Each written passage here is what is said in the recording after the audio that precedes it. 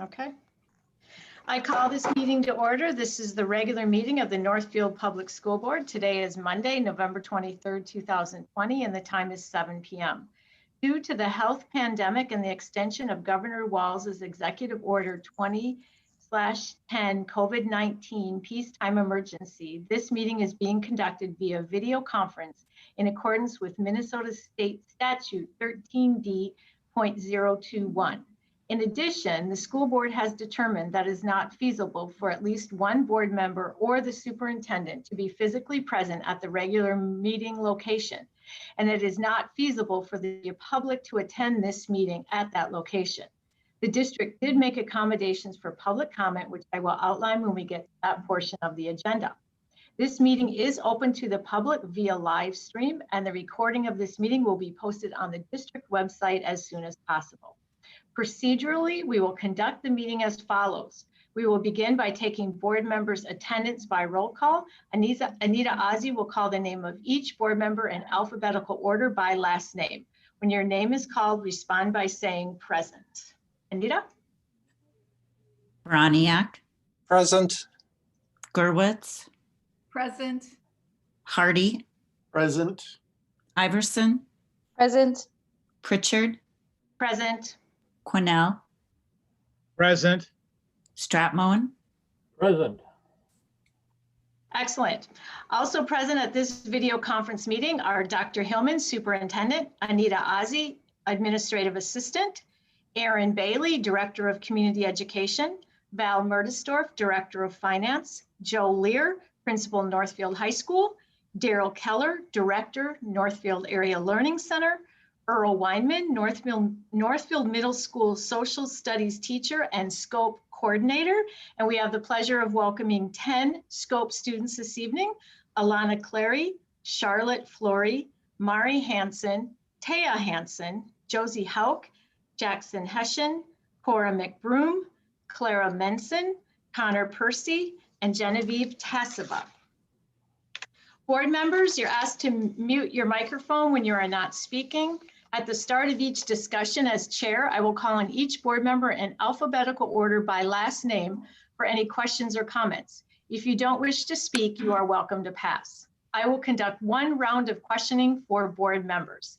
If board members have a follow-up question or comment, consider using the raise hand feature in order to be recognized by the chair. All votes on items for individual action will be conducted by roll call by Anita Ozzie. Each board member should wait until their name is called before voting.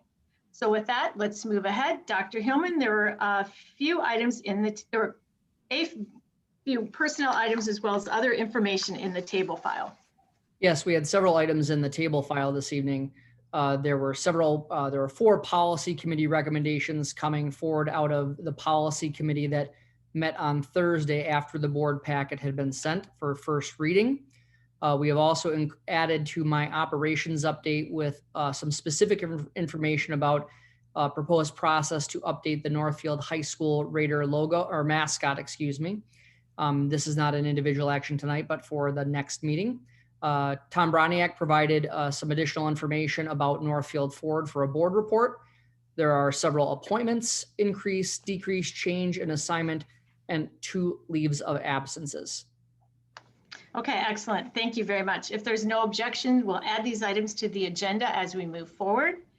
Is there a motion to approve the agenda as presented? Motion. Moved by Jeff. Is there a second? Second by Amy. We will have a roll call vote for approval of the agenda. Anita? Broniak, Aye. Gerwitz, Aye. Hardy, Aye. Iverson, Aye. Pritchard, Aye. Quinnell, Aye. Stratmoen, Aye. Okay, motion carries. The agenda is approved. We will move on to public comment. This is an opportunity for residents, property and business owners, parents, employees, and students of the Northfield Public School District to address the board. This is a listening opportunity for the board and not the time to debate an issue. To accommodate the public comment portion of our meeting, we made available on the district's website the ability for the public to submit feedback to the board via email by 5 p.m. today. All submissions that follow the district policy regarding public comment would be read by board chair at this time. And there were no public comments submitted for this board meeting. So with that, we will move on to announcements and recognitions. Dr. Hillman. Yes, we have several announcements this evening. I'm going to do a few of them, and then Chair Pritchard will do the remainder. We want to congratulate the Northfield High School volleyball team for winning their 4th consecutive Big Nine championship. They didn't lose a set at all year, let alone a match. They were 47-0 in terms of the sets. And we also want to congratulate, they were 47-0 in the Big Nine over the last 4 years. And then the football team won their lone playoff game 17-0 over Austin. So we congratulate our volleyball team on just an excellent, dominant run in the Big Nine over the last 4 years. And then congratulate Raider football on a big win in the playoffs over the Austin Packers. Also, our new National Federation of High Schools Network Live game streaming had 6,000 views between football and volleyball events this fall. This was a subscription service that people could subscribe to live stream with commentary of games. And so there were 6,000 views between football and volleyball. So congratulations to the activities department for implementing that new option for people who could not be at games due to COVID-19. I'm also very proud to share with you that the Northfield Veterans of Foreign Wars Post 4393 announced the winners in this year's Voice of Democracy essay and speech competition. Each student wrote an essay matched with a speech based on the theme, "Is this the country the founders envisioned?" The members judged several excellent packets, and the following Northfield High School students earned special acknowledgement and a cash award. We want to congratulate Amira Halib, 4th place, Annie Frank, 3rd place, Lucy Boland, 2nd place, and 1st place this year, Robbie Swenson. We congratulate these 4 students on their excellent participation in the VFW Voice of Democracy contest. Chair Pritchard. Excellent. Before I begin with my recognition, do other board members have any recognitions or announcements they would like to make? Okay, not hearing anyone come forward. I wanted to share a letter that I think, throughout COVID and the challenges that we've had as a board and as our district administrators, and even on occasion parents have expressed their gratitude to our staff for their amazing work they do. And one voice that we haven't had the opportunity to hear from is the students. So I wanted to read a letter that senior Chloe Rozga, as we know is co-chair of the District Youth Council, sent to staff this past Thursday, and I think it was worth reading. So here is her letter. Dear Northfield School District superheroes, my name is Chloe Rozga. I'm a senior at the high school. I'm a softball captain and I'm chair of the District Youth Council. I'm also an academic student coach. However, this isn't about me. This isn't a student highlight sheet. This is about you. This is about everything you do for our community and the students that attend the schools you're part of. You are an incredible, perseverant, and hands down good people. During a regular school year, working in schools is already difficult. Whatever your role in the building is, it has its ups and downs. Some days are harder than others. Some days students are excited to be in class and participate. Some days you are asked how you are and smiled at. But there are days when working with young people can be draining. Whatever age you work with, whatever you do for them, sometimes hands aren't raised. Sometimes jokes don't land. Sometimes it's impossible to feel like you're making a difference. You are. Trust me, I've grown up here. I've been the little smiley kid who waves at our amazing child nutrition staff or custodians. I've been the student in the middle school who struggles to figure out who I am or why I'm feeling so sad. I've been the one in the back of the classroom trying to keep myself from crying because I'm so frustrated with not being able to comprehend the content. Who was there for me? You. A simple yet extremely welcoming greetings as I enter the building. A smile, a chance to speak and be vulnerable. A pamphlet of resources available to me. A person who doesn't offer judgment, but kindness and acceptance. A hug. Hey, it's going to be all right. A statement of reassurance. a dorky joke that makes me laugh, an opportunity to pet a dog or even a turtle. You are the people who help this world go round. My world and so many others. Whether this is your first year in Northfield or your 40th, you as a Northfield staff member helped me become who I am today. You inspired me. You have inspired so many other students. You've worked so hard in previous years when things were normal. I can't even begin to fathom what it is like now. I hope you know that your hard work, flexibility, and collaboration does not go unnoticed. This lack of normalcy affects students intensely. So now I'm sure you're all feeling the pressure to be the students' biggest supporters, even more than you have felt in the past. I can't imagine how difficult it is to feel that way when so many students treat you like the enemy. I know you want us to succeed. I know you want us to be happy and healthy as possible. I know this is not your fault. I know that you are doing your absolute best. I appreciate it. Adjusting to new technologies, masks, needing to drive buses to distribute meals and handing them out, trying to help students learn and thrive when you can't even be sure they are showing up to class, working to ensure that everyone has what they need to attend class in the first place. You are incredible. You are recognized. No matter what your role is, please know that you are making a huge difference in students' lives. You are making a huge difference in my life. I can't stress enough that I'm blown away by all of the work you do. I don't think I can express all of my appreciation and gratitude for you.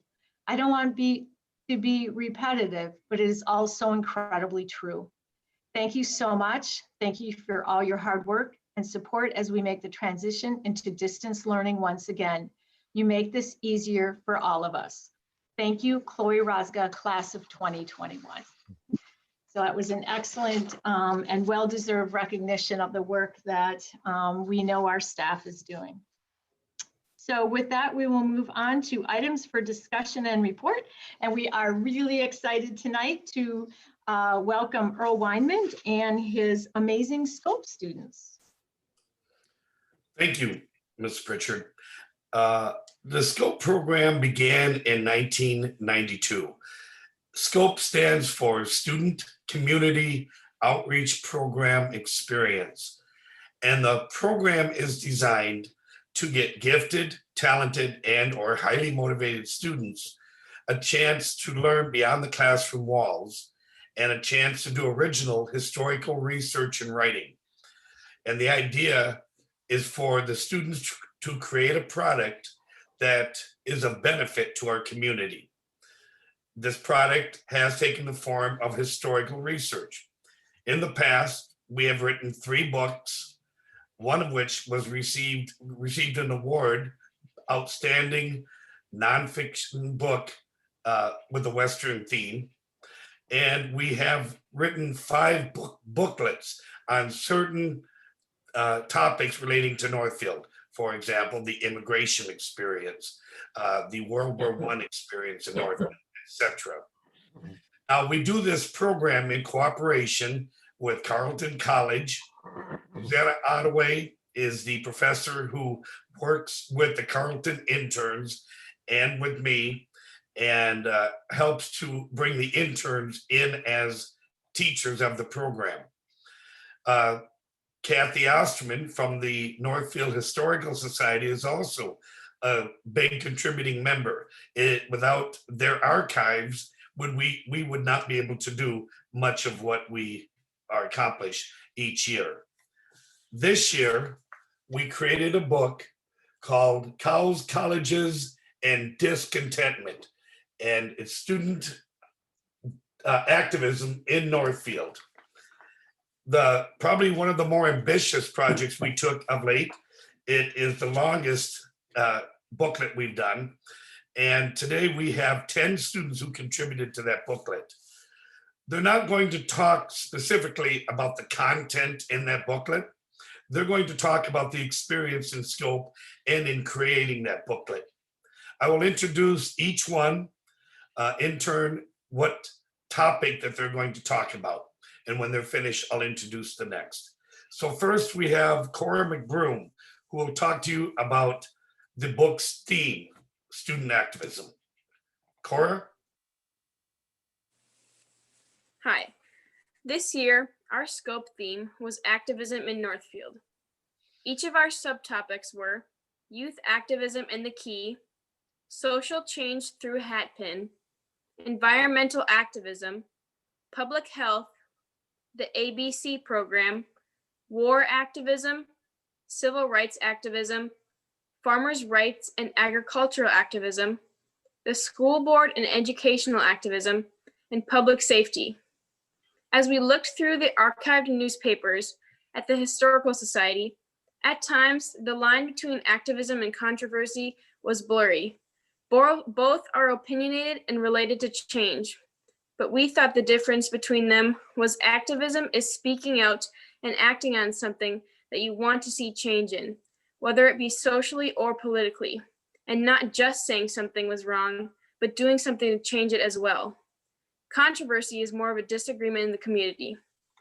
And although controversy can turn into activism, the key difference is action.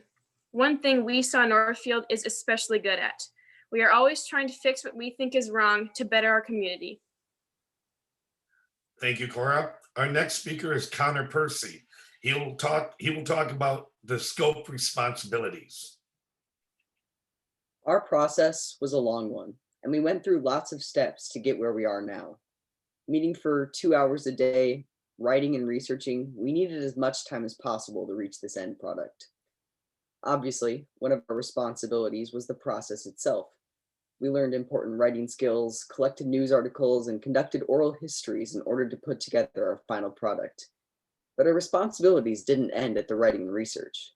First of all, we had to work hard and stay on task. For example, we had to make sure that our oral history questions were perfect because we weren't getting another shot at them. We had to double, triple, and quadruple check and revise our papers to make sure that they were perfect for printing.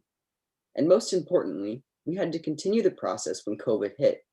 We had to make that transition, and we had to make it fast, putting in tons of hours into writing and editing, miles away from our interns and each other. We had to have that extra drive to create wonderful pieces of collected writing.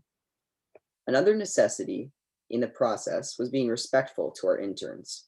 By forming a good relationship with our interns, we could work harder, faster, and have more fun in the process as well. Which leads me to another responsibility we had as a class, and that was to get along and have fun. We all became very close during the process and made lifelong connections and friendships that we will never forget. All of these responsibilities, both physical and mental, were all equally vital in the progression of our paper. But there is one overlying responsibility that incorporates all of these ideas and kept us all pushing forward. We were creating a possible source for future historians. We were preserving the history of Northfield in a booklet, and that was truly an amazing thing. Scope was more than just a middle school class. We all knew that creating this piece of historical writing was going to be one of the most memorable things of our educational experience, a class that we would never forget. I feel so honored to have been a part of this process. It was an extremely unique experience that will stay with me for a lifetime. Thank you. Now, Clara Menson will discuss what she learned about Northfield during this project. I've been surrounded by the familiar streets, businesses, faces, and homes of Northfield for my entire life. So coming into Scope, I had already begun to develop an understanding of how much citizens invest themselves in activism.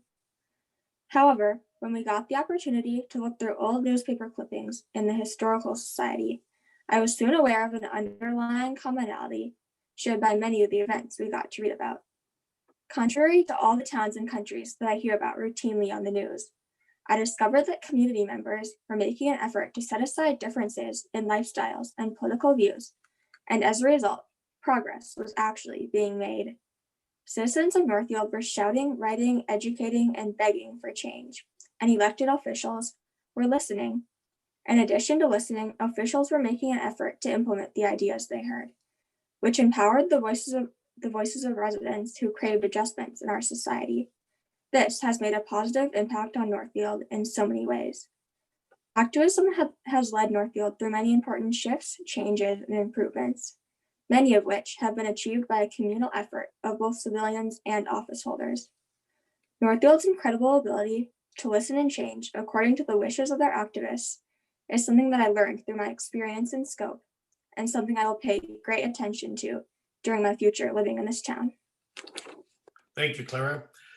Charlotte Flory will discuss what she learned about research and writing in the program.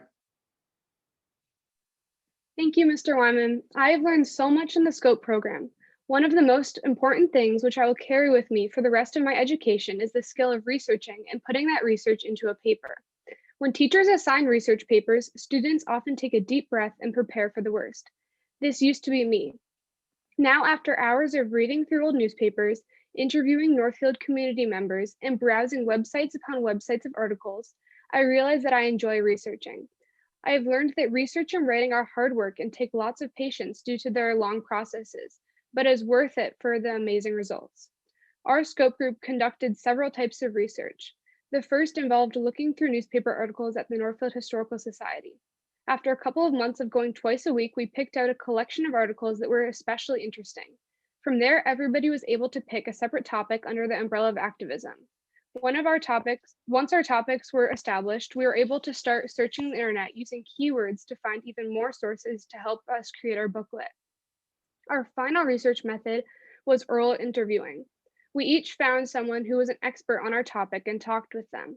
After everything we had learned about activism, this was a big deal and really helped to make our project feel complete. After researching a topic for so long, it is the best feeling to put everything you learned together to teach people about what you've worked so hard on. Researching and condensing information into an essay is hard work, but well worth it. Before SCOPE, I had never gathered all of my own resources and information this way and didn't particularly enjoy researching. Now I love it. But SCOPE didn't just bring me love for researching. It has also brought me love for all of these people. Working with my fellow SCOPE students, Carleton interns, and Mr. Wyman has been truly amazing. I'm so glad I had the opportunity to be a part of SCOPE, and I'm excited to use the valuable knowledge I learned in the future. Thank you. Thank you, Charlotte. Now Taya will discuss why she chose to be in this program. Thank you, Mr. Wyman. Academic challenge, independent work, an opportunity to contribute to the collective body of work done by past students. I knew these were amazing opportunities that I had to be a part of when I first heard about the Student Community Outreach Program experience. Good evening. My name is Taya Hansen, and I want to tell you more about why I chose to apply and participate in the SCOPE program. I remember in 7th grade listening to Mr. Wyman speak about SCOPE and what it entailed. In that meeting, he talked about how we would be writing at college level by the end of the year, that we would be doing research that no one has done before, and our group's work would culminate in a published collection of research. I've always been an avid and driven learner, and this opportunity seemed perfectly suited to me. I wanted to be a part of SCOPE also because it was a way to prepare myself for high school. I knew that the things I would learn in SCOPE would be carried with me throughout the rest of my high school years. I needed to prepare myself for the challenging classes, courses, and concepts that I'd face in the Northfield High School. This is how SCOPE was so helpful to my fulfilling of these goals.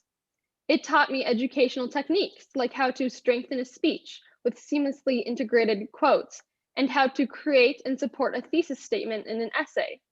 Aside from these lessons and more, the program also was a chance for me to practice managing a heavier workload. How could I plan my week so that I could meet all those checkpoints on my paper? Preparation for high school was very important to me. As an 8th grader, SCOPE helped me reach my full potential as a student, making my transition to 9th grade that much easier. These are the reasons why I was initially looking forward to participating in SCOPE. Thank you for giving me the opportunity to speak about my experience with this program tonight. Thank you, Taya. And next we will hear from Josie Hauk and what she enjoyed most about the program. Thank you, Mr. Weinman. I had so much fun being involved in the SCOPE program. This evening, I will be sharing with you what I enjoyed the most during my SCOPE experience. Participating in SCOPE was an extraordinary opportunity because I gained so much knowledge, not only about writing and researching, but also about working with others. It was amazing to have one-on-one opportunities where my classmates and I were able to build special relationships with each other and the interns. This made it so much easier to revise and improve our work. Having the chance to learn more about researching at the Northfield Historical Society was definitely one of my favorite parts of the year. Looking through newspapers with the help of very knowledgeable people was such a helpful experience and an unusual opportunity where we could learn more about our topics. I acquired many skills about researching that I know will help me in my future writing education. A very big part of the scope experience for me was our amazing teachers and interns. We had the privilege to be taught by Mr. Weinman and Carleton interns, and it was so helpful to have their college level knowledge working with us. We definitely could not have done it without them. Lastly, I want to talk about the friends and relationships that I gained this past year. The whole scope group bonded immensely. It was amazing to be surrounded by classmates who had similar goals as mine, because it really helped me to build off of their capabilities. I know we are all very grateful for how this group grew to be so close. Overall, this program was an incredible experience. I gained so much knowledge about writing and researching while having so much fun collaborating with my peers. Thank you. Thank you, Josie. Our next speaker is Genevieve Tassava, who will talk about the challenges in scope. Thank you, Mr. Ryman. I'm so glad we got a chance to present to all of you today and speak to you about how wonderful our scope experience was. However, although there were lots of highlights throughout the year that some of my classmates have already outlined for you, we also faced big challenges. The biggest challenge I faced throughout my time in the scope program was conducting our oral histories. A lot of things we were doing in the class were new, like researching at the Historical Society and learning how to write really professional essays. But oral histories were something I knew absolutely nothing about. I didn't even know how to begin to approach them. Asking a series of well thought out questions to a stranger and gathering information from their answers seemed to be a daunting task. However, as always, we were sufficiently prepared by our interns and by Mr. Weinman. Something that sounded terrifying to do was broken down into simpler steps. We decided who we were going to interview, figured out what sort of information we needed from them, and then wrote out our questions. And of course, we had partners to help us along the way. Another big challenge was navigating through scope during the distance learning period last spring. It was the third trimester, which is usually the most important and busiest time of the year for scope students, what with finishing the booklet, writing our speeches for the presentation, and creating the presentation itself. However, being forced to stay at home and conduct school through Zoom made the most important trimester for us even more difficult. Under the unprecedented circumstances, we had to figure out how to make this already unique class structure work. And we did. Although we didn't end the school year the way we had planned to, we did the best we could despite the exceptional situation. Throughout my year in scope, I faced many challenges, as did the rest of my classmates, and also figured out how to move past them successfully as a team. Thank you. Thank you, Alana. I'm sorry, Genevieve. Alana will be speaking next about how the experience had changed her.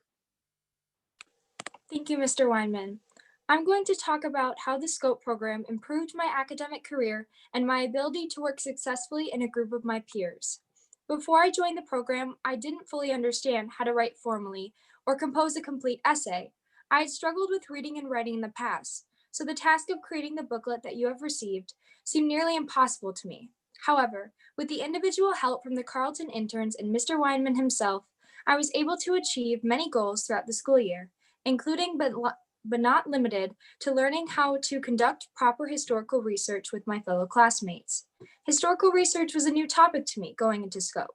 I had done other types of research before, but not as hands-on as looking through the archives at the Northfield Historical Society. It was quite a daunting task when me and my classmates first laid eyes on those tightly packed books, but with all 10 of us working towards a common goal, we succeeded. This wouldn't have been possible without the instruction from the interns. There was a lot that went into creating a booklet highlighting the activism of such a progressive town. The information I received from the interns, now looking back, had affected how I spoke and wrote dramatically. The same can be observed with many of my other classmates as well. SCOPE was my favorite class last year because of the community-like feeling when you walked in the door. I grew extremely close to each member of the class throughout the year. There is something about working together on something that is almost impossible to do on your own that builds a kind of bond between everyone. These friendships didn't make this feel like an assignment, but an opportunity. For that, I was extremely fortunate to be a part of the 2019-2020 SCOPE class. Thank you. Thank you, Alana. Our next speaker is Maury Hansen, who will discuss the skills that she acquired as a result of the experience. Thank you, Mr. Wyman.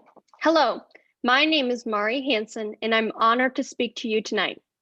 As a participant in the SCOPE program, I acquired a multitude of significant skills that have proven to be exceptionally helpful to me in high school and in everyday living. Organization. One of the most prominent skills that I further developed during the SCOPE year that was the ability to be organized. During my participation in the program, I was expected to manage deadlines and stay on top of my work. As a Northfield High School freshman during this pandemic, the ability to organize has proven to be especially necessary. SCOPE provided a worthy transition to high school. Time management. This was an essential in the SCOPE program. The capability of managing time was a part of its rigor. It was imperative that I learned how to balance my priorities and commitments in order to reach a deadline. Currently, time management is a key part of being able to successfully navigate high school through distance learning. Communication. Throughout the year, we collaborated with adults and students for oral histories. In order for this to have worked seamlessly, it was vital for me to be able to communicate clearly. Honing this skill has helped me in numerous ways since then, whether scheduling a Zoom meeting with a teacher or speaking in front of a group such as yourselves. Not only will being able to communicate concisely during my high school career help me, but will be a crucial part of being an adult. SCOPE has contributed to a smooth transition for me between middle and high school. The skills that I sharpened during my time in the SCOPE program, I will carry with me throughout my student and adult life. This program has enabled me to become a better student, a more diligent worker, and a larger part of the community that surrounds me. Thank you. Thank you, Maury. And our final speaker, student speaker, is Jackson Hessian, who will discuss what he would like the school board to know about the SCOPE program. Yeah. Hello, I'm Jackson Hessian, and as Mr. Wyman said, I have been asked to tell you what I want you to know about the SCOPE program.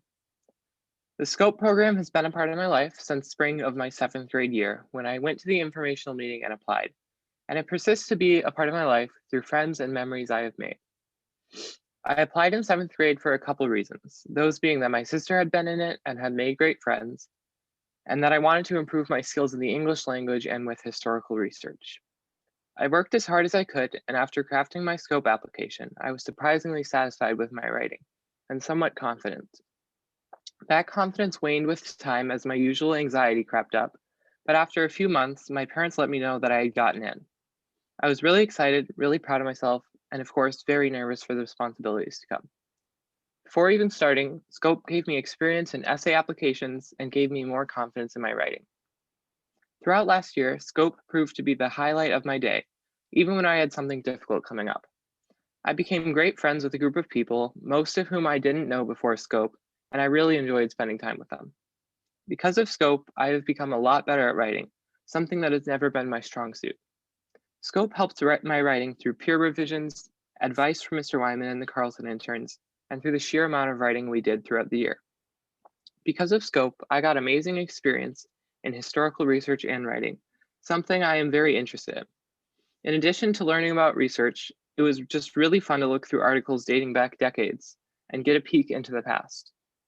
SCOPE helped make 8th grade one of my favorite years, even though it was cut short. Regardless of the future of the SCOPE program, I would like you guys to know that it was hugely valuable to me and many other students. Thank you. Thank you, Jackson, and thank you to all the students. You did a wonderful job, as I knew you would.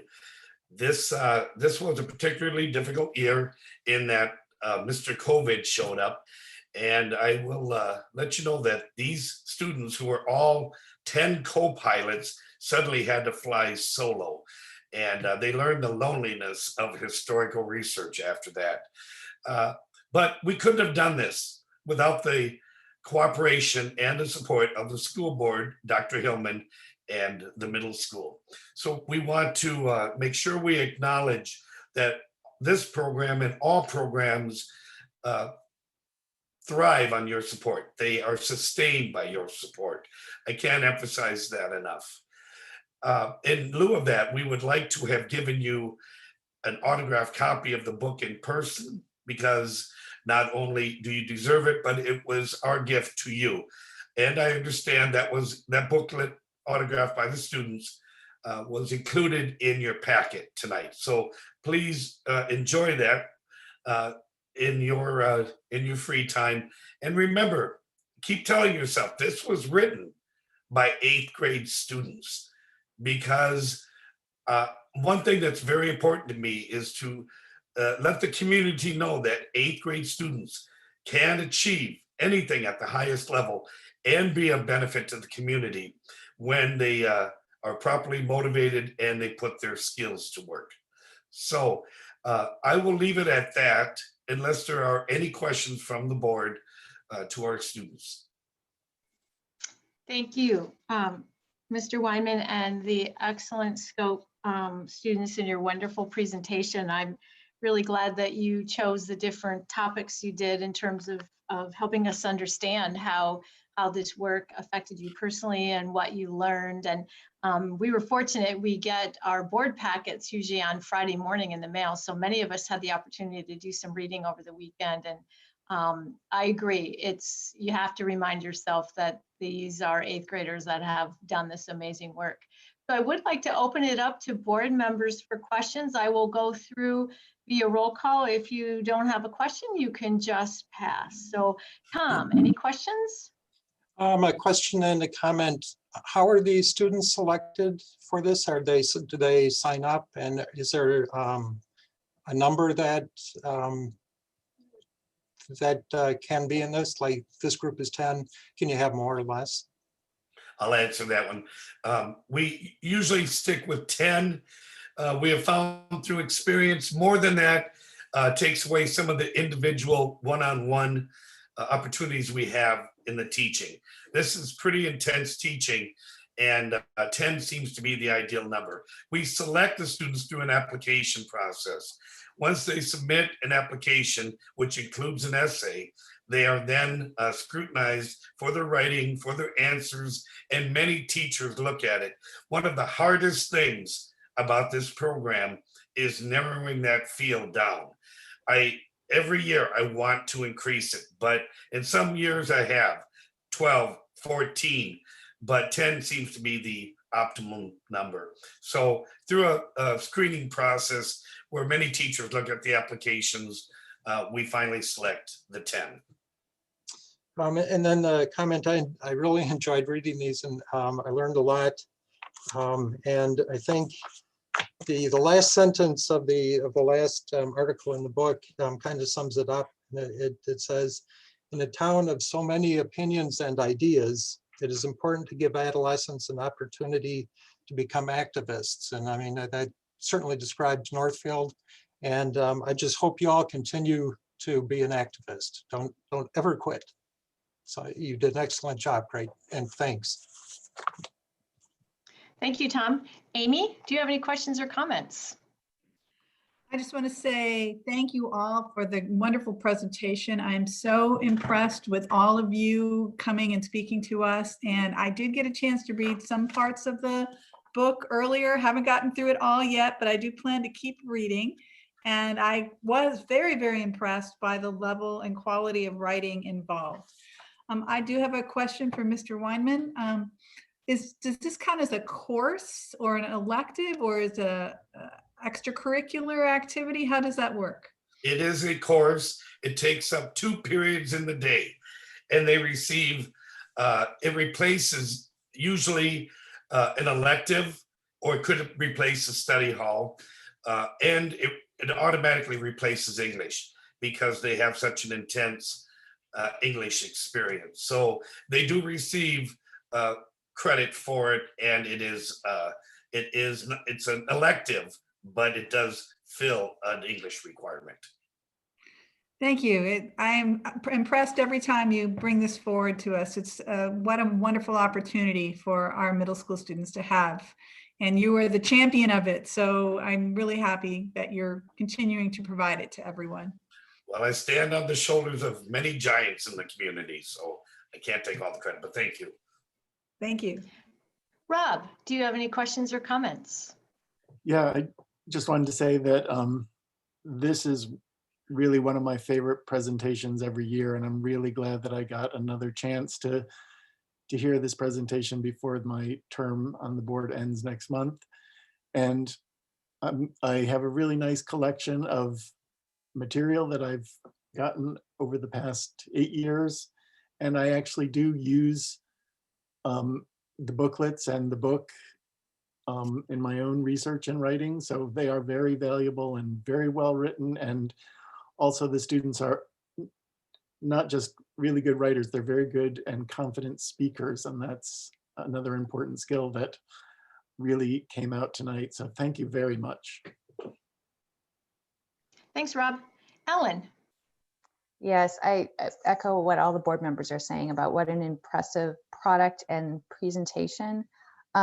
What struck me was that this, the timing of this subject matter under the circumstances of this year could not have been, you know, obviously social change and activism always matter, but I think, you know, the consciousness of people. And then what really struck me was that you drew conclusions, which is, you know, something that skilled researchers are challenged with coming up with. So I was so pleased to see that. The one question I had, because I just learned so much, and this is such a timely topic, is what is the process that you're thinking about for disseminating? I mean, we're lucky because we get autographed copies. How are other people in the community going to get their hands on this? Thank you. Good question. Yeah, the autographed copies go to you, the board, and those who contributed. So you have a collector's item there. But the other copies are at the Northfield Historical Society. And they're not there yet, but they will be in the school museum and in the bookstore. And for a nominal fee, the public can pick it up.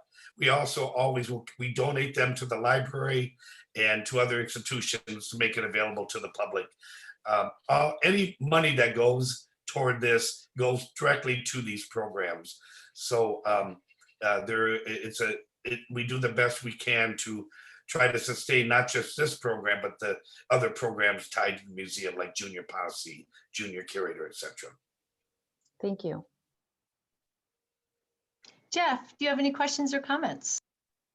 Yes. First of all, I'd like to say that, you know, thanks for the presentation and all the effort. And, you know, a lot of the big things about education is just to develop the critical thinking skills. And I mean, I'm a Northfield High School graduate, and I'm thinking of the years of and how advanced, you know, all you kids are, you know, at this age. And I think that that's just to be able to be engaged in a project that you need to be, you know, really thinking and then work on, you know, good writing skills. You know, you're going to see that that's just going to blossom and multiply in the future and put you, you know, at an advantage and head and shoulders of other people. So as far as other students, so keep up the good work. And I thank you very much for your efforts. Thank you, Jeff. Noel, do you have any questions or comments?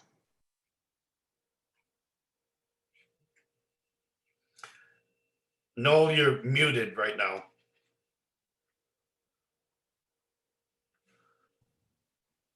Am I muted? Now you're good.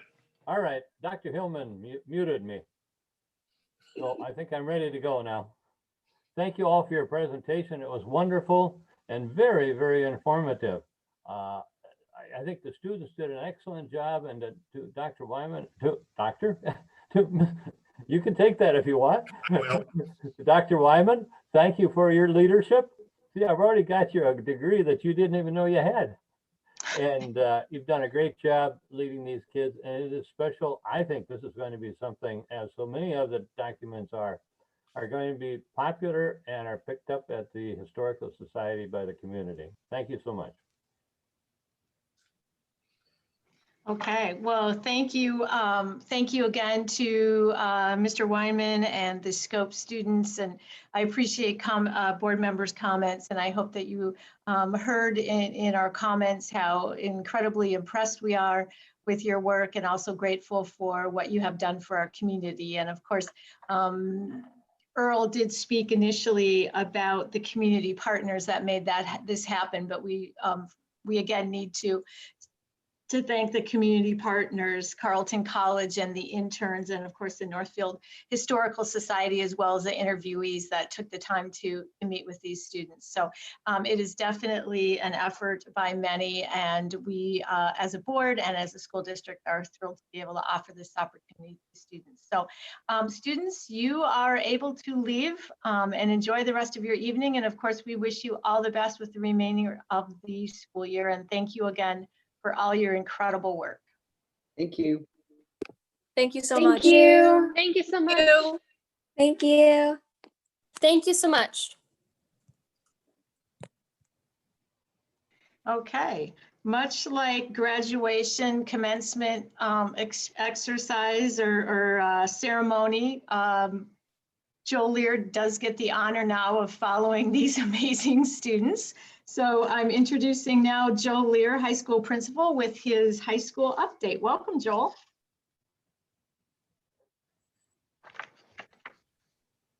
Thank you very much. And yeah, that might be the worst preliminary thing to put in front of me. Yeah, that was kind of cool. I had two of my own children go through the SCOPE program, so I know the impact, the multi-layered impact that the program has had on the participants in it, and from the academic exploration to one of you mentioned the public speaking. There are just so many opportunities, and I think the best way to describe it is that the students get an opportunity to act like grown-ups. And by that, I don't mean pretending. I mean literally practicing, research skills and presentation skills and interpersonal communication. And I applaud every year, and Earl obviously as the trigger behind those groups of students. So it was fun to sit and listen to. Actually, I had half my family wander in and listen to part of it. That's why I had to mute the video for a while. But thank you for an opportunity to share this update with you. And I know that the elementary principals had shared a little bit, and I think some of the themes are similar in terms of what does an update look like in the world of COVID from a school standpoint. And one of the things that it's an interesting slide. Dr. Hillman, you can move to the second slide if you would, please. But just the question of what is going well it feels a little bit ironic given the fact that we're just in the onset of our full-blown distance learning segment of the school year. But I will tell you that I'm actually pleased. I think that many of us in the high school and certainly across the district had speculated how long we would be able to function in the hybrid environment and the in-person environment before we had to make some tough decisions about being safe as fall turned to winter. And I'm actually very pleased that we were able to make it as far as we were. I think obviously selfishly would love to have gotten further, but you saw a small percentage of our students with that presentation, and I want to take my hat off to both the students and the staff who really looked at multiple layers of expectations and multiple layers of pressures related to COVID and the hybrid in terms of masking, social distancing, hand washing, sanitizing, all of those pieces that we said, you have to do these things. And truly amazing how the school community kind of came together and cooperated in that regard. Really a non-factor. We talked, late summer about what would we do if students weren't compliant? What would we do in situations where we were struggling with those pieces? But really right up until the end, I think our teachers were able to do the best they could in terms of presenting a high quality education, high quality instruction to our students. It was also fascinating to kind of watch, I mentioned teamwork on the slide, that as you look at everyone involved in the process of making education work in a normal year. And all of those voices, all of those stakeholders really participated actively. I think about the different, we talk about the hybrid model. Within the hybrid model, there were multiple models that, of how teachers began to approach instruction, how students approached learning. how our support staff, our food service staff, custodial staff all work together to develop a plan. And depending on what part of the building you were standing in and what part of the day you were there, you saw a lot of different moving parts. And so I'm very proud of, in spite of the fact that we've now shifted to what many thought was inevitable, I think that the time we spent was of good quality and have a lot to be proud of. One of the pieces too, not necessarily connected to COVID, which has obviously dominated our landscape, but one of the things I'm also proud of to this point in the year is our focus as a district, but also as a high school on themes of equity and viewing our school and our program through the equity lens.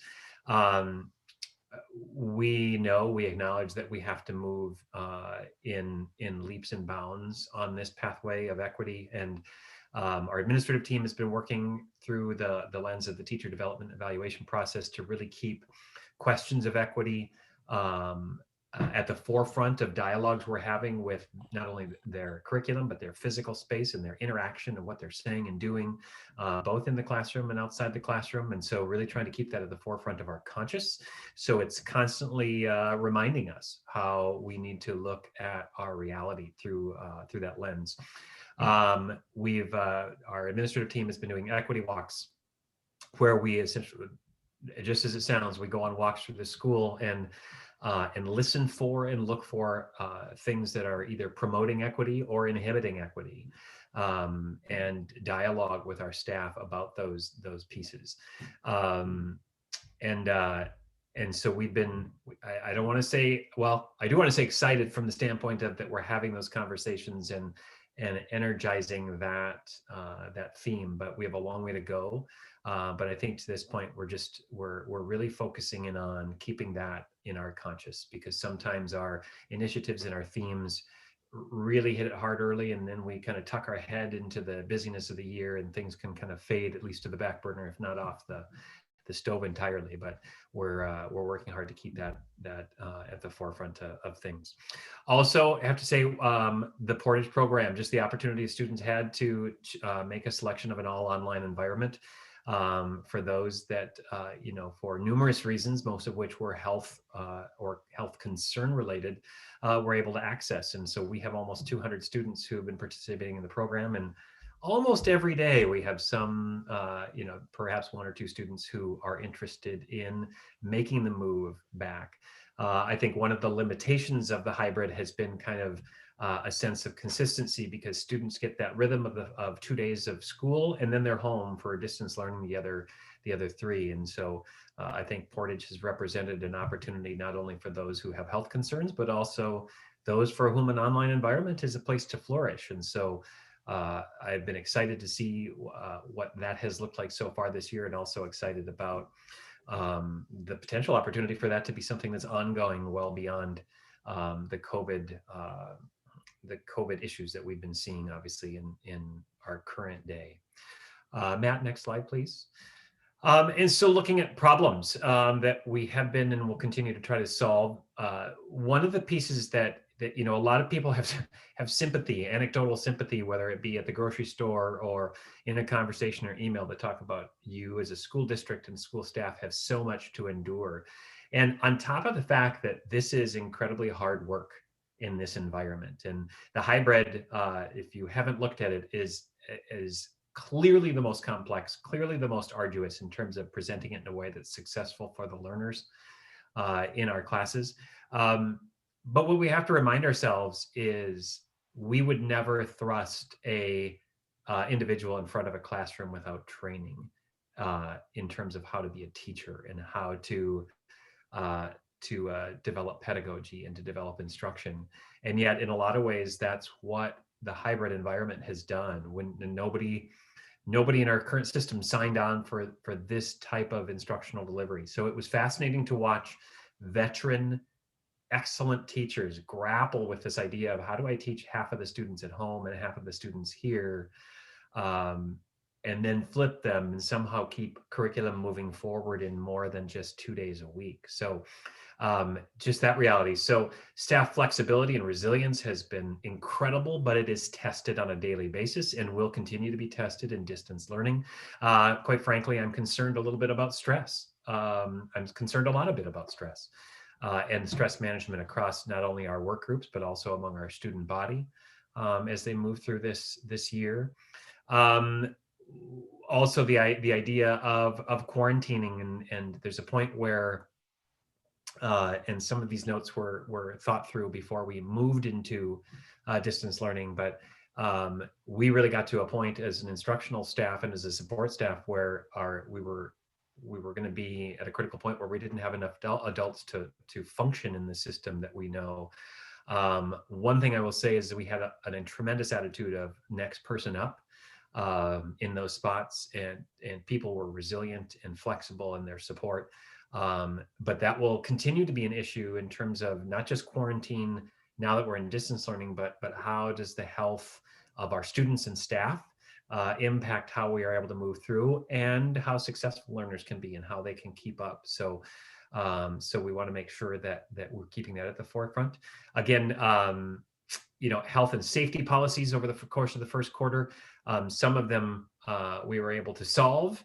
And then in solving them, we created some other issues that were unavoidable. Social distancing, room limits, masks, and those types of things really rendered, if you think about why we wanted the hybrid as opposed to full-time distance learning, it was that social emotional interaction. And yet, if you walked into our cafeteria during lunchtime with 2 people at a table set for 12 or capable of seating 12, it had this unsocial, unrealistic feel to it. And so there was an element of it that we began to question, how far out of normal can you get before you just stop trying to make it look like normal and stop trying to do the things that you would normally do in that setting.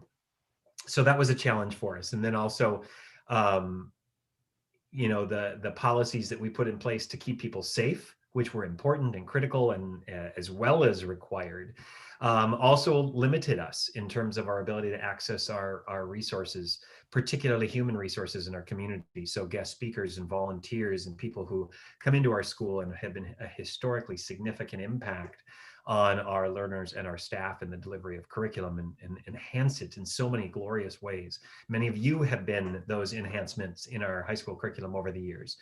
And so while yes, a Zoom speaker mitigates that to some extent, it certainly doesn't take the place of all of those types of resources that are living, breathing when they can come in the building and interact with our student body. And then one of the pieces we've looked at, obviously leading into the school year, was just preparing for the hybrid model and the challenges of it, and then also the unsuredness of how long we would be in the hybrid before we would have to move to a different model, and making sure that we were ready and students were ready for that piece. The other piece, of course, when you're talking about health and school climate and such, is that we normally have access to a large number of really great substitute teachers and fill-in professional staff. And those numbers were down this year. So those were certainly challenges that we were grappling with over the course of this first semester. So just, in summary, to wrap this up, obviously this reads like a pro-con list, but the reality is that I think that we had a pretty successful stretch so far. We have no reason, other than the incredible hard work that we have ahead of us, to think that we can't continue to be successful if we all put the same amount of hard work in that we've put in thus far. I've been buoyed by our new administrative team that has begun to kind of look at what systems we have in place that were working, what systems we have in place that needed some fine tuning. Those experiences that Nancy and Rico have brought in, and then augmenting Joel's position as activities director into some more administrative responsibilities have really been a treat. And I think we've been really focused on taking what we know to be a truly amazing team here at NHS and trying to make them even better. So with that, I will say thanks again for your time and open it up to any questions you might have. Excellent. Thank you, Joel. Okay. Tom, any questions or comments? A question and a comment, I guess. So for the Portage program, the student can drop out of the in-class, in-school or hybrid or whatever and go into the Portage at any time, right? That's correct. Yeah, that's the way we had designed it.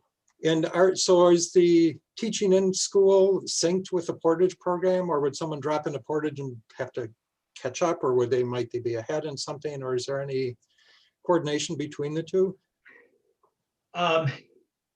Yes, there was a dramatic pause there for more than just a fact, Tom.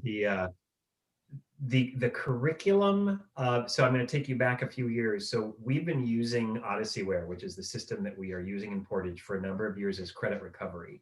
And part of the evolution of that process has been to take that from being a truly canned, pre-paired curriculum and trying to modify it in ways that personalize it to our school. So instead of a student perhaps being unsuccessful in Civics 9 and then taking a course that really doesn't look at all like our Civics 9 that really looks different from our Civics 9. We've had staff members who over time have been revising those online curricula to better mimic what we do in class. So similarly, the teachers who have been working in the Portage program, the learning coaches have to some extent, and I don't want to say it's comprehensive, but to some extent have built the standards and expectations of what we do in the building into those programs, particularly in those core areas, social studies, science, English, math. You will find that at the midway point of a Portage course, you've essentially covered the topics and the standards that you've covered at the midway point in a school course. Out of curiosity, there are electives in the school. Are there electives in quote marks in Portage? There are, right. So when we were using it strictly as credit recovery, we were looking at those 4 core areas. But when we shifted to a Portage model, we knew one of the questions we were going to have to grapple with was folks who obviously wanted a broader dynamic of course offerings. So Dr. Hillman kind of led the process of investigating and developing a plan for supporting the expansion of OdysseyWare. So there's a full menu, and some of those courses are unique to OdysseyWare. Some of them look very similar to courses that we offer. We have engineering course. They have an introduction to engineering course. Certainly the online version of things that you would typically think of as say, for example, family and consumer science tilt toward the child development and psychology side of things as opposed to food sciences. So there are little nuances that are different there, but it is a fairly robust. I was actually pleasantly surprised at the robustness of the elective offerings in the Portage cohort program and the OdysseyWare program. Excuse me. And Tom, I just want to chime in here on this, that when we decided to build an all the time online program, we had a couple of choices. One of which is we could try to reverse or Zoom, students who wanted to be at home back into the classroom via video camera. A lot of school districts have done that. We intentionally took the approach of saying, how can we build something that could outlast the pandemic? And one of the pieces of feedback that we have gotten over the years is to be able to expand the opportunities that we have for students while also potentially offering some more self-paced kind of curriculum. So we took on the hard work, and our learning coaches have really done an excellent job. It was, as I've shared with you, it was not an easy start. We actually had to take the difficult step of putting OdysseyWare on pause for a few days at the beginning of the year to align things more correctly. I will tell you that we have learned more of what not to do for the future than we probably have learned of what to do, but we did not waste this crisis, Tom. We are using it to hopefully create something that can, as Joel said, augment the high school program, and maybe in some cases even potentially replace the high school program for specific students where an all-the-time online program would be beneficial to them. When it comes to the electives, those are things that we are learning and would probably actually narrow the course catalog going into next year.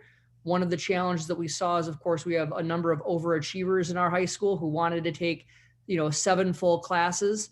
And this is different. The Portage model is a different model. And so the workload was different, which is what prompted us to take the pause. I cannot compliment Carrie Duba, who is a former Northfield High School psychologist, and she's one of our instructional services coach, is she has taken the day-to-day leadership responsibilities in that program. She knows Odyssey Ware incredibly well. She's worked with our learning coaches who have just gone above and beyond to really make this work. And we're not going to say that it's perfect yet, but we are building something that we believe can be part of a long-term solution as just a Band-Aid to get through COVID. Great, thanks for that. And then the last, I don't know if it's a question or a comment, but you're talking about for some students, they may benefit by the online schooling, and do you look at their benefit from just a purely academic side, or the part of being a kid is growing up in the social emotional thing.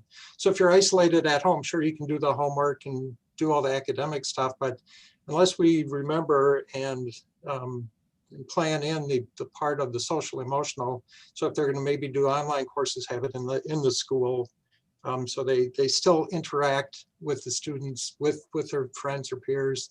I mean, a lot of things are going to come out of what we're going through, and we don't know what those are yet. And once we get a chance to breathe, but I think we need to be aware and cognizant of the whole picture, and not just the academics or whatever. You bet. Absolutely. No, thank you. And Tom, I would just add there that, just so people are aware, we did allow students in the Portage program to participate in after-school activities. And so, sometimes that seems like it's a contradiction. You wanted to be at home during the school day, but you do want to participate in activities. But because of the way that those activities were a narrower group of students, because many of them were outside, many families were comfortable with having their student participate. So students did participate in those activities. And we continue to work on looking at ways that we can create that social emotional experience. And I agree, Tom, I envision part of our approved online program moving forward would be a mix of things where you could take some of those online courses on campus, but for some students, for their own social emotional health, for whatever reason, doing something fully online for a very small percentage of students might actually really enhance their social emotional experience. So it would just be another tool in our toolbox moving forward. Thanks. Thank you. Amy. Well, I have a comment and a question. My comment is just basically my deep thanks to you and all your staff and teachers for coming up with new systems and to teach and new ways to keep the students safe and the faculty safe.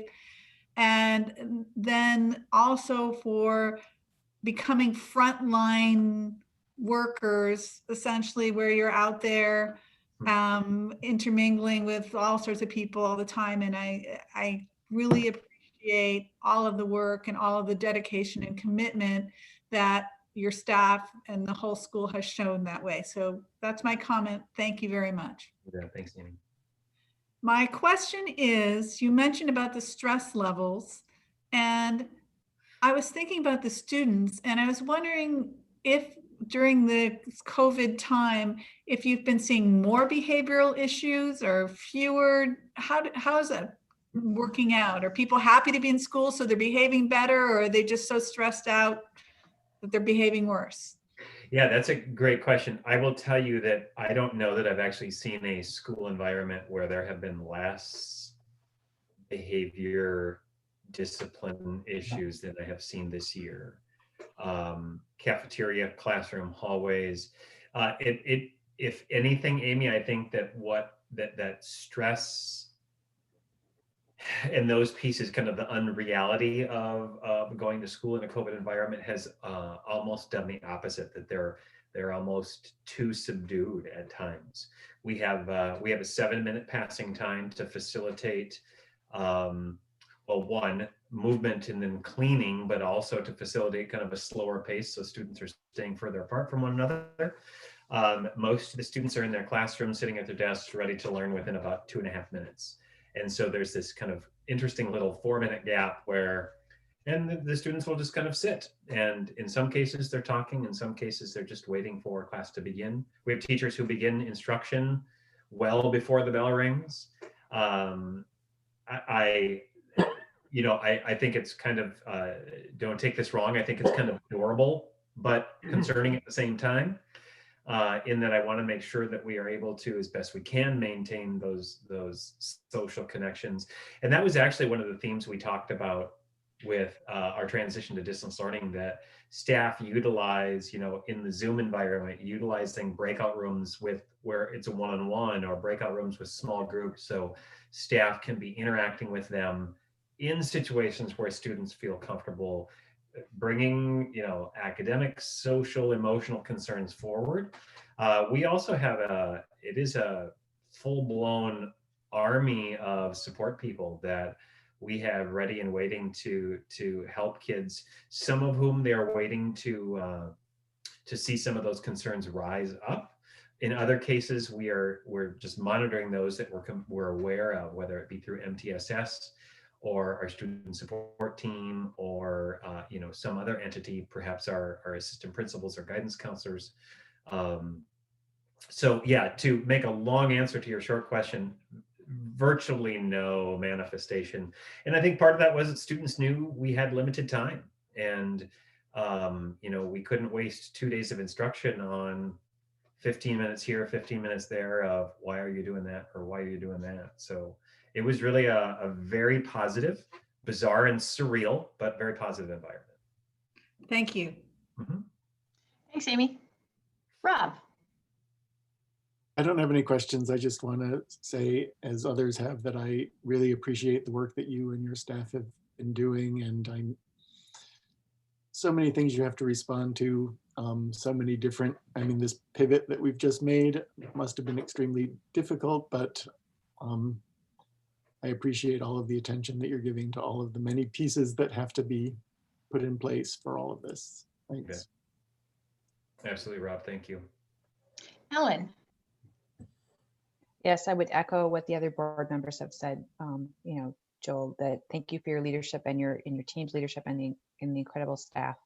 I have one question. I was hoping you could paint a picture about, I know you're just pivoting to distance learning, but I understand that you took stock over the summer that this would possibly be a part of the reality. We were hoping it wouldn't, but it is. How does this look compared to last spring? What are some of the lessons learned? How is the distance learning potentially being structured this time around?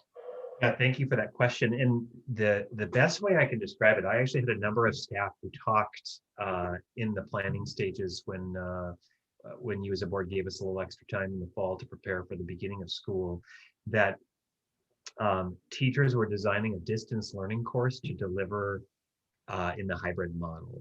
So what that essentially looked like on the ground was that the transition from hybrid to distance learning was going to be less dramatic in terms of kind of the feel of that change, but also less traumatic from the standpoint of moving from a full-blown, fully operating high school to individual learners off by themselves in front of a computer screen. I think that the part-time nature of the hybrid allowed for that transition to be more smooth, but I really do hand it to our teaching staff who, it was obvious that we probably wouldn't get all the way through the year without shifting, at least in part, to a distance learning model. And I think that they recognized that and said, how do we design what we're doing in the hybrid so that it's an easy transition, but certainly easier than the spring was. I think spring, we all kind of left going, well, what in the world is this going to look like?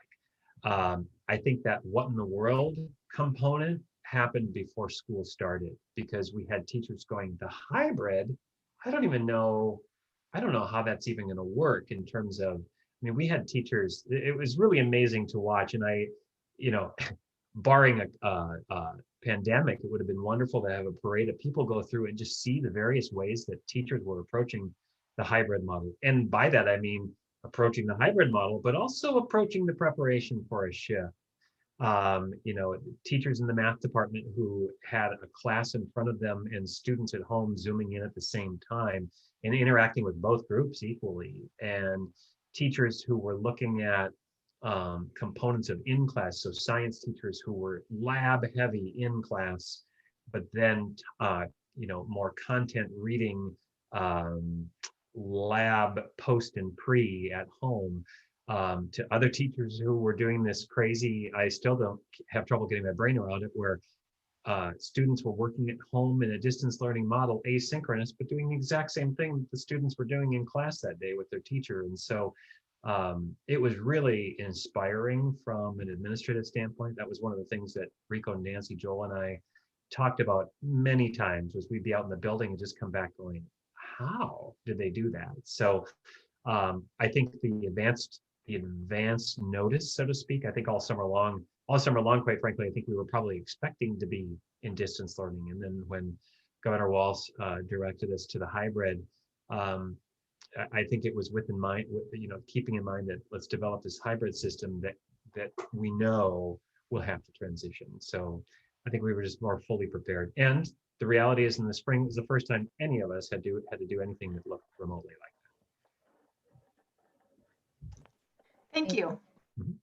Jeff, questions or comments? Yeah, Joel, thanks for your leadership and all your work. And the one word that pops in my head is just, you know, isolation and isolationism. And I mean, coming into this, I mean, I'm thinking back, I went to that school years ago and I was very active in sports, and it's almost like you take everything away from you, and we're distanced now. And it's kind of like, boy, just people slipping through the gap. And it's almost like the old, you know, thing of getting on the school bus, where you got kind of the buddy system where you're kind of in check, and how can we keep into small groups to do something fun? How can we bundle up to get outside, to go for a walk? I mean, any activity, anything that makes, you know, puts on a smile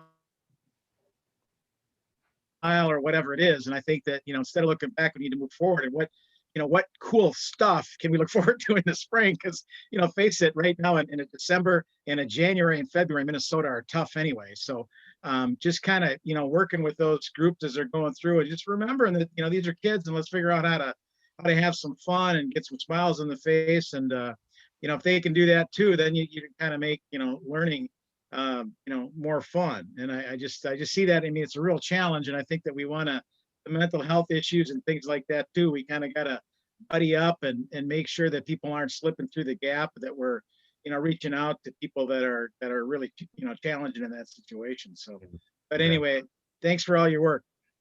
You bet, Jeff. Thank you.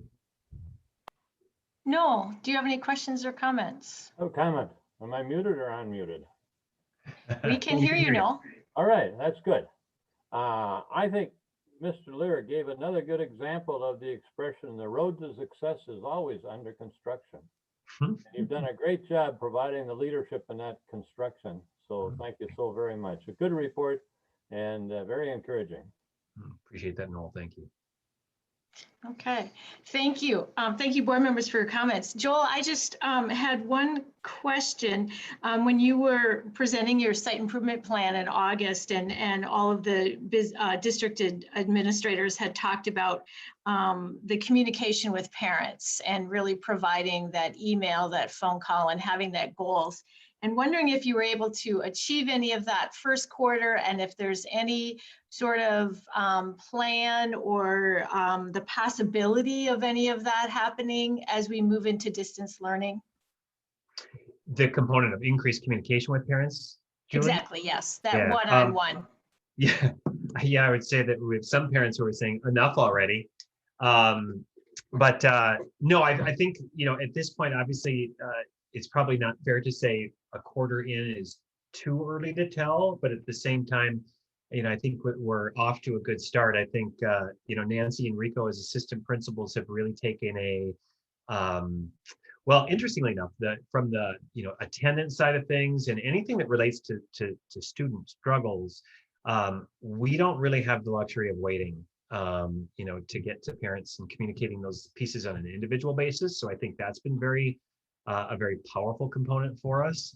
And actually, interestingly enough, we were talking about, and these are not written communications necessarily, but we, today, the 4 administrators, we spent the better part of an hour contacting to students who had yet to engage in distance learning to this point. And so having those voice conversations with parents too, in some cases in my conversations, it was, oh, I just assumed they were on because, but it's that reality of hearing that mom is a single parent and working 40 hours a week. And she trusts that when she shakes the kids awake, not shakes, but wakes the kids up, that they're getting up and doing the right things. So, we feel good about that component. We've also been very steady with our parent communication on Monday afternoons, our weekly parent update that has really tried to provide, we share a document throughout the course of the week where counselors, administrators, and office personnel are able to add to that. And then Monday afternoon, Nancy Baverka, one of our assistants, translates that into Spanish. So we've been consistent with that message out every Monday afternoon. So feeling good about it. And I think that's where, that survey data, when we go ask parents to say, have you noticed a difference? Have you noticed improvement? Will be kind of a good either acknowledgement that things are going in a good pathway, or else we need to continue to tighten it up. That's really excellent. Thank you. And then one more question, can't let you go without understanding Bruce Springsteen and the admin band. Yeah, I Pretty don't know, impressive Matt, did you picture. create that slide? Maybe you did that. I don't know. No, I just, one of you, Nice Jeff, try, you talked Joel. about, Nice try. what's that? Nice try.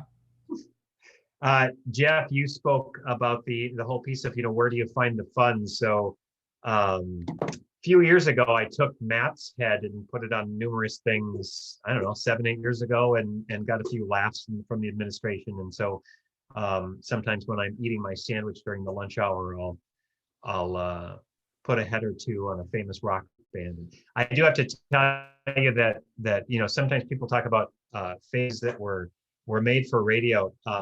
Daryl Keller has a face made for this, and every band I put his head on, it looks like he's in the band. Dave Matthews Band, the Rolling Stones. There's just no limit to the places you can put Daryl and make him look like he was actually in that rock band. I was in those bands, Joel. I was telling you, trying to keep that on the down low because that was my path. That's excellent. Thank you. And for those, I'm assuming You see Leo Genoslo is alive and well. You're still doing some of your fun morning announcements, Joel? I'm sorry, Julie, I missed that question. Will you be doing some of your fun and creative morning announcements as you did all last spring? Yeah, we've got to get that up. I've got some fairly comical assistants and activities director in our office. So I'm going to hopefully incorporate them into the process. So we're kind of getting that mapped out for what that's going to look like here coming up. Excellent. Well, thank you very much. Okay, we will move on now to the infamous rock band star, which we just learned about this evening, Daryl Keller, our Area Learning Center Director. So welcome, Daryl. Why, thank you. Quite an introduction.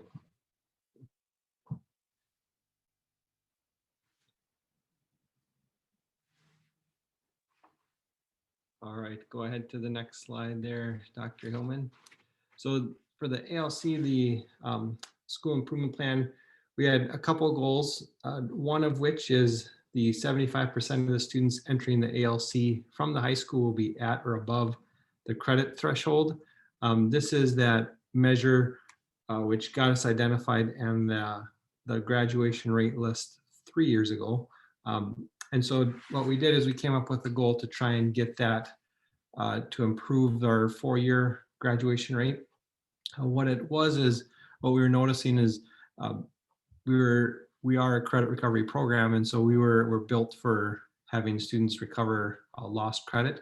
And we were at some points, for some students, we were having them transfer over to the ALC a little bit too late, where they were pretty far behind, and so they weren't able to graduate in 4 years. And so what we've done is we've started to pay closer attention to that statistic and trying to get them earlier in their career. We still want to give the high school has quite a few and a growing number of interventions that they're doing through MTSS. And so we want to have every opportunity for those students to have those interventions at the high school, but also keep them on the radar for if they get to a point where they start to have too many credits where it becomes mathematically impossible for them to graduate in 4 years. We want to have that switch before that happens. So these are the statistics that what we wanted to do is have 75% of our students get that threshold. And the box on the far left has 57% of Northfield high school students were at that threshold, so it was a little bit lower. This year, we're at 60%, so we are trending in the right direction. A little bit of growth, not a ton of growth, but we are definitely in the right direction, which is good. And so what that basically means is we're identifying students earlier or quicker to say ALC might be a better route for you as you're getting further and further behind with credits. I just put some of the other districts or schools that are in there. So Faribault, we have about 12.5% are at that threshold. And then other districts are 44%. And then our returning ALC students are at 49% of that, meeting that threshold. And then the bottom there is the overall attendance rate for ALC students. Will reach a consistent attendance rate of 90%. And so the graph may be a little bit hard to see, but hopefully you can see that we are, for the first two grading periods, I put grading period 1 is 92% and grading period 2 is 90%. So that equates to, just a reminder, we have 8 grading periods. And so the first and second grading period equates to the first quarter of the high school. And so through the first quarter, we met both that, met that goal of 90%. And so those two things are both going well. The first one is trending in the right direction, not quite where we want it to be at 75%, but on its way. And the attendance rate is hovering right at that 90% for our overall attendance rate. So those two things are going pretty well. We did have the cohorts same as the high school. So we had a maroon on Monday, Tuesday, and a gold on Thursday, Friday. And we did have some good attendance for those in-person offerings. Same kind of thing. We had a lot of students that I think in large part due to the spring, were pretty excited to get back to school. And so we had a pretty strong showing that very first grading period for sure of students coming to those in-person opportunities that they had. If you can go to the next slide there. So problems that we're trying to solve. The first one, the biggest one, is our credit completion. You can see the red line there. We're lower than we have been traditionally with credit completion. The biggest thing now that we have a little bit of time, not a ton of time, but we have some time at least. Last spring, it was very unknown. Everything was unknown because it was all brand new. But now I do like to keep statistics on as much as I possibly can just to get a handle on things. And so here's some just initial statistics. So 65 to 70% credit completion when we're all in person. So that's like the average of several years going back to the 14-15 school year. So that's the average. If we go down to the hybrid, which now we've had a quarter, 2 grading periods, it goes down to 55%. So it's slightly lower, but still relatively close. The distance learning, that's a challenge. And so we just have the spring so far. We haven't got through this one that we're just starting. But in the spring, it was down to 35%. And so as you can see, for our students in particular, that in-person is incredibly valuable. So any opportunity that we can have to have some in-person instruction or even just connect with students means a huge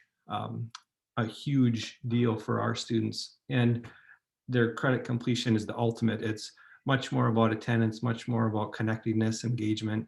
And so as anytime we get those opportunities, our teachers thrive on that as well. Students thrive on that. And so that just, you know, the data speaks volumes. It doubles if we can be in person.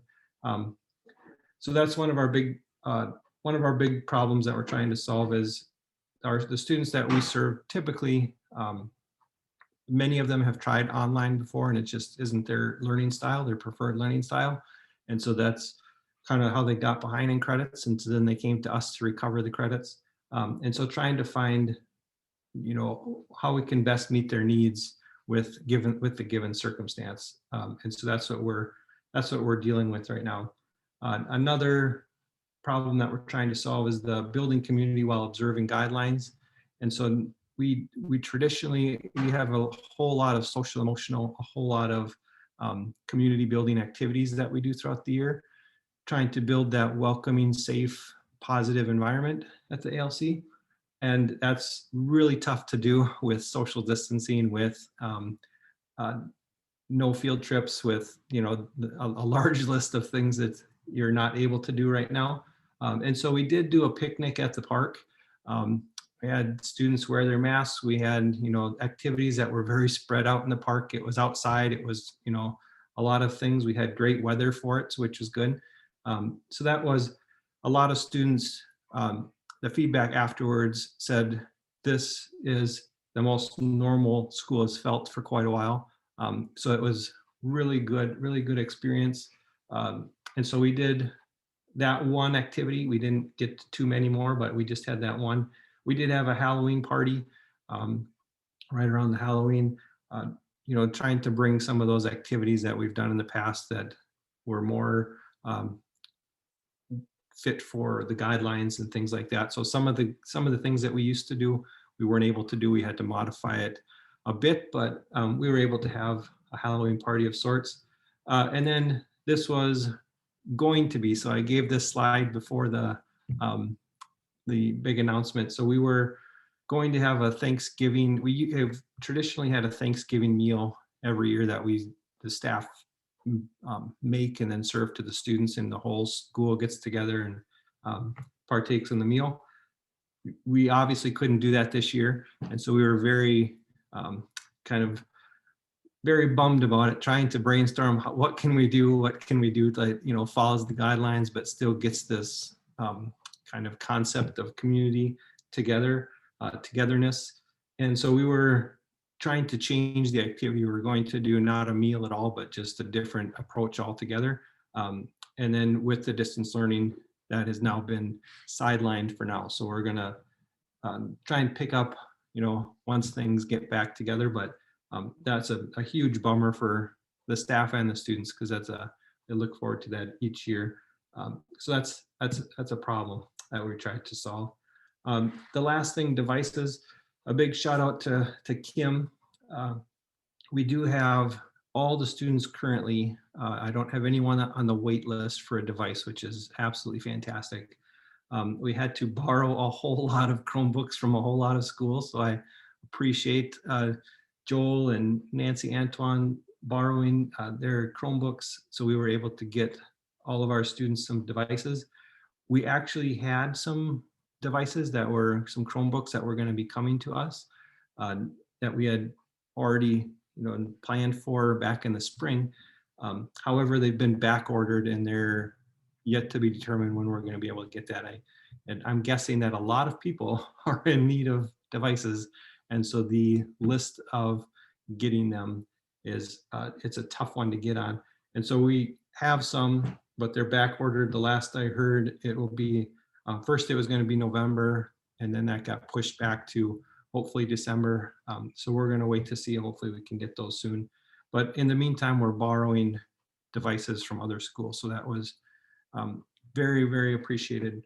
Kim helping us out, making sure all of our students were covered with devices and being able to actually access the instruction through our new Schoology platform. So those are the problems we're trying to solve. And then the next final slide here is just a couple. There's the park. Everyone It was fantastic. We had good weather. A lot of people were playing basketball with the mask on, which is fantastic. And then we have some of our EL students demonstrating their social distancing in the hallway. So any questions by anyone? Excellent presentation. Thanks, Daryl. Yes, I'll run through board members. Tom. Yeah, thanks, Daryl, for a good presentation. Just one question. Do you have any early indications yet, since we just switched to the distance learning, about the engagement? Given that they went through it last spring, are they, maybe more engaged? Yep. And so we're on a little bit different schedule than the high school was. And so today was the first official day. And so it's a bit too early to tell right now. Next week, I'd be able to give you a better answer. Oh, did I freeze? Okay. Yeah, it's a little bit too early to tell right now. Okay, thanks. Yeah. Amy. Just want to say thank you for an excellent presentation, and thanks to all you and all your staff for making this work during this difficult time and finding solutions. And just I'm always impressed with what you're doing. Thank you. Thank you very much. Rob. Just thank you also from me. So, but I have no questions. Thank you. Ellen. Thanks, Daryl. I really appreciated sort of hearing about how things are going well, and I want to congratulate you because I think it's really remarkable under these circumstances. What I'm curious about, the one question I have is, you shared with us last spring how some students were really just not flourishing, and then sort of piggybacking on my question that I'd asked Joel, and he had said how kind of started taking stock and making some of the plans. Are there sort of strategies that, since the reality was that we might have to go to this distance and you were already having to deal with the hybrid model, of how some of the challenges that you encountered in the spring, maybe some strategies that you're hoping to try out now that you're on full-blown distance learning again? Yeah, so one of the very loud and clear aha moments from our staff after the first initial spring distance learning, we debriefed and said, okay, what did we learn, or what do we want to do different if we had to do this again? And one of them is we were very, very much not online. we didn't use Schoology, we didn't use emails all that much. It was very much personal and very, not technology oriented. And that came to bite us really bad when we did the spring distance learning, because our students had no experience or no practice with any of it. And so then we had to teach them a lot of it over the screen of here's your email, here's how you log in, here's this platform and how you use it. And to do that through a FaceTime or a Zoom is really difficult. And so this go around, we made a very, very solid effort to say, when we come back with that hybrid instruction, we're going to teach them and practice. Here's the platforms and how to use them. Here's what we're going to use for this. Here's our communication method. So that was one of our big strategies that we pushed this fall. The other one that we're really hoping sticks with it is, right now we do have the okay for bringing in at-risk youth in person for certain things. And so I've put together a plan that's a pretty restrictive plan. 12 students at the max at one time. They have to sign in, but there's an opportunity for students to come in if they do need help or if they need to connect, that kind of thing. And so we have that plan in place right now. Hopefully we're able to still go with it. I realize that's kind of a day-by-day thing as the numbers are what they are. But that's one of the strategies that we're really hoping we can stick with, because that gives those students an opportunity, if they do need to engage or check in or even just see someone for a half hour, just be able to come in for a little bit and connect in person. Thank you. Yep. Thanks, Ellen. Jeff. Yeah, thanks, Daryl, for your presentation. Quite an eye-opening quote there as far as the 65 to 70% credit completion in person versus 35% credit completion distance learning. So, I mean, we've obviously have to, do what we got to do, and we look forward to getting back to in-person learning, but just, work the best we can with what we've got now. But appreciate your time. Thank you. Thank you. Noel. Great presentation. Thank you very much. That's an important component of our education for the district. Thank you. Thank you very much. Well, thank you, Daryl. I mean, I know when you were before us in August with your site improvement plan and just shared the struggles that your students had with distance learning and last spring, and we know this hits them really hard, and my heart really aches for those students, and they have so many challenges, and this is really tough. I wanted to ask you, I know you were pretty excited about the Hanover research that you were doing, and some of the research on attendance and some of the strategies. And I wondered if they have been able to update or provide any sort of guidance in this distance learning model, as well as maybe the Regional Center for Excellence, if any of them, knowing, the connections they have with other ALCs and just knowing what distance learning can do to certain demographics of students, if there's been any guidance or any sort of opportunity to learn from those resources. So the Hanover research, part of one of their concepts that they hit hard is to work with the students of, when attendance is struggling, to work with them to try and figure out what's the root cause of that and address that issue. And we took that into the distance learning of the spring. And so as we were having some students that were really struggling with the distance learning, we took a slightly different approach, and we kind of put that that mindset of we need to get credits. We just put that to the side and just checked in to say, how are you doing? Like, are you okay?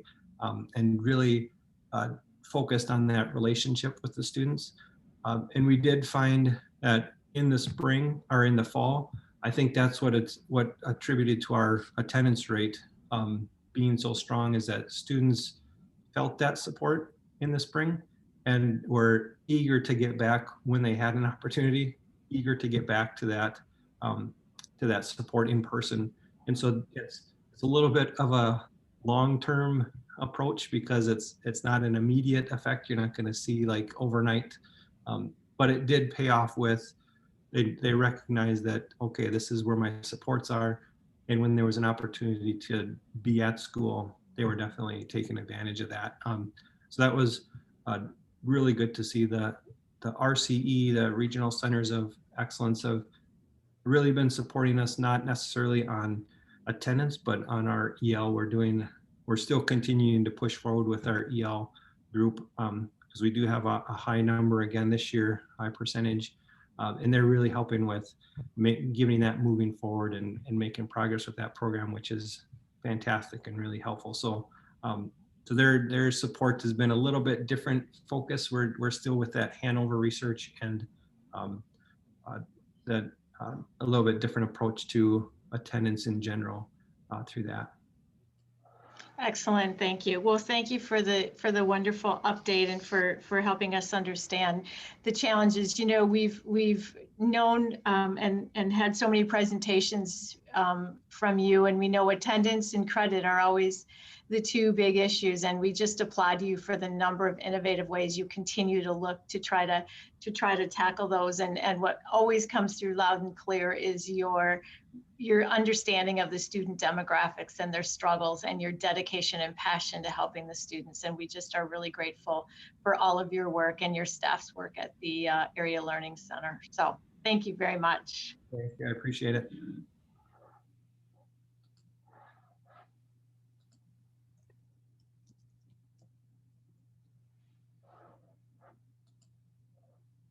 I'm sorry, we will now move on to the semi-annual fundraising report. Director of Finance, Val Murdersdorf, is here. This report is in compliance with policy 713. So welcome, Val. Thank you. So this is the semi-annual report. As you can see, it's pretty light. We have one fundraiser actually that is still ongoing. So they are selling Quick Trip gas cards for the boys swimming and dive team to raise funds for a few things. And that's all we have going on right now. I think there's just a lot of uncertainty with the activities and athletics, and teams were unsure what to plan for and what to do. So this is all we have going right now. Okay, thank you. I will run through quickly the roll call in case board members have any questions or comments. If you have none, you can just choose to pass. Tom? On the results, it's revenue today to 669 and pending expenses. Does that mean the cost of running the program or the cost that they're trying to raise the funds for?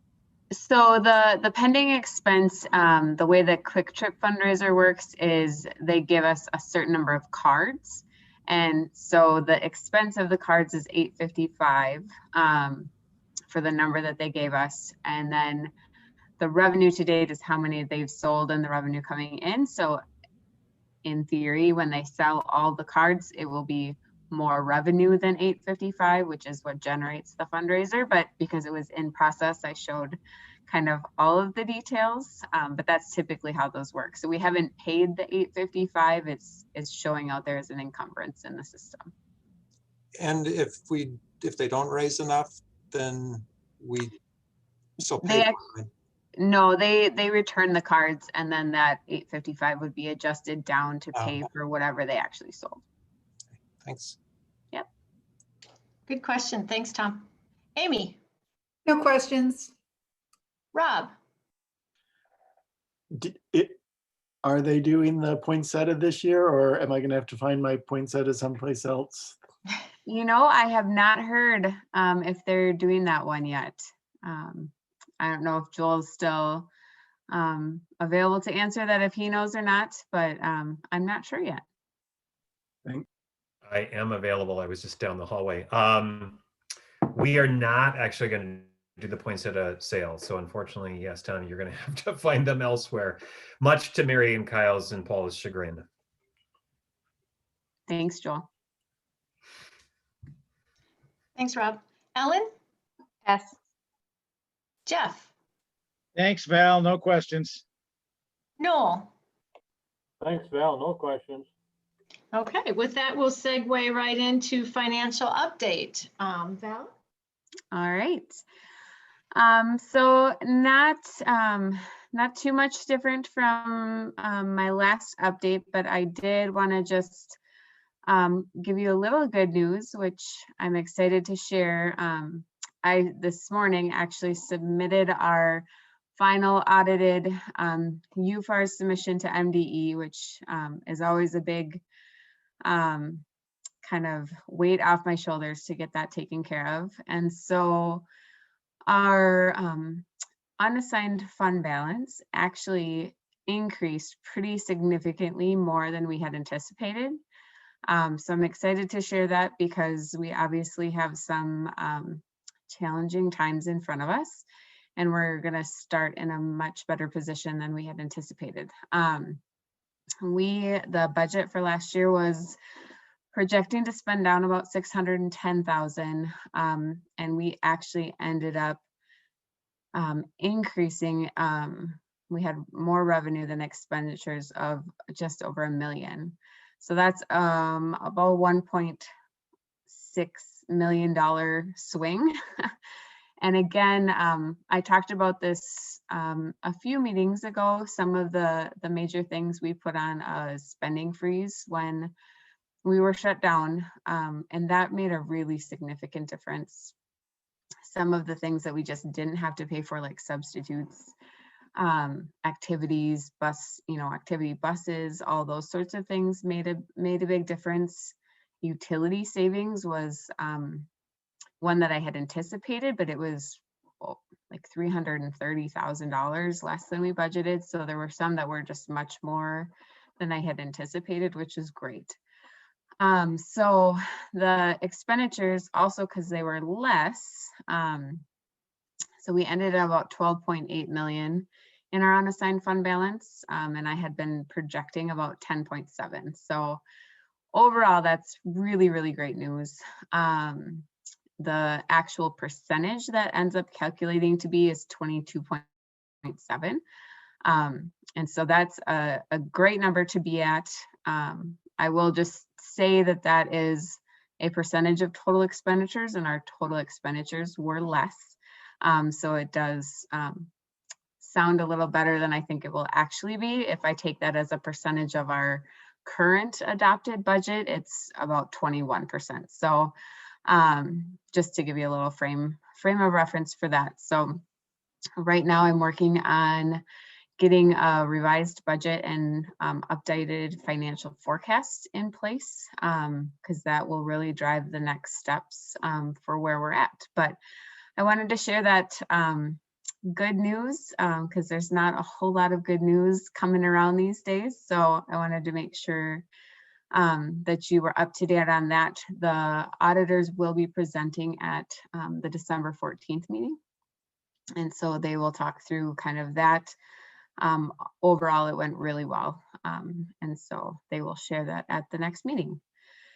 The other thing that we're working through is just really starting to formalize what that program-based budget reduction process can look like in a pandemic. It's obviously going to need to be a little different than what we have done historically as a district.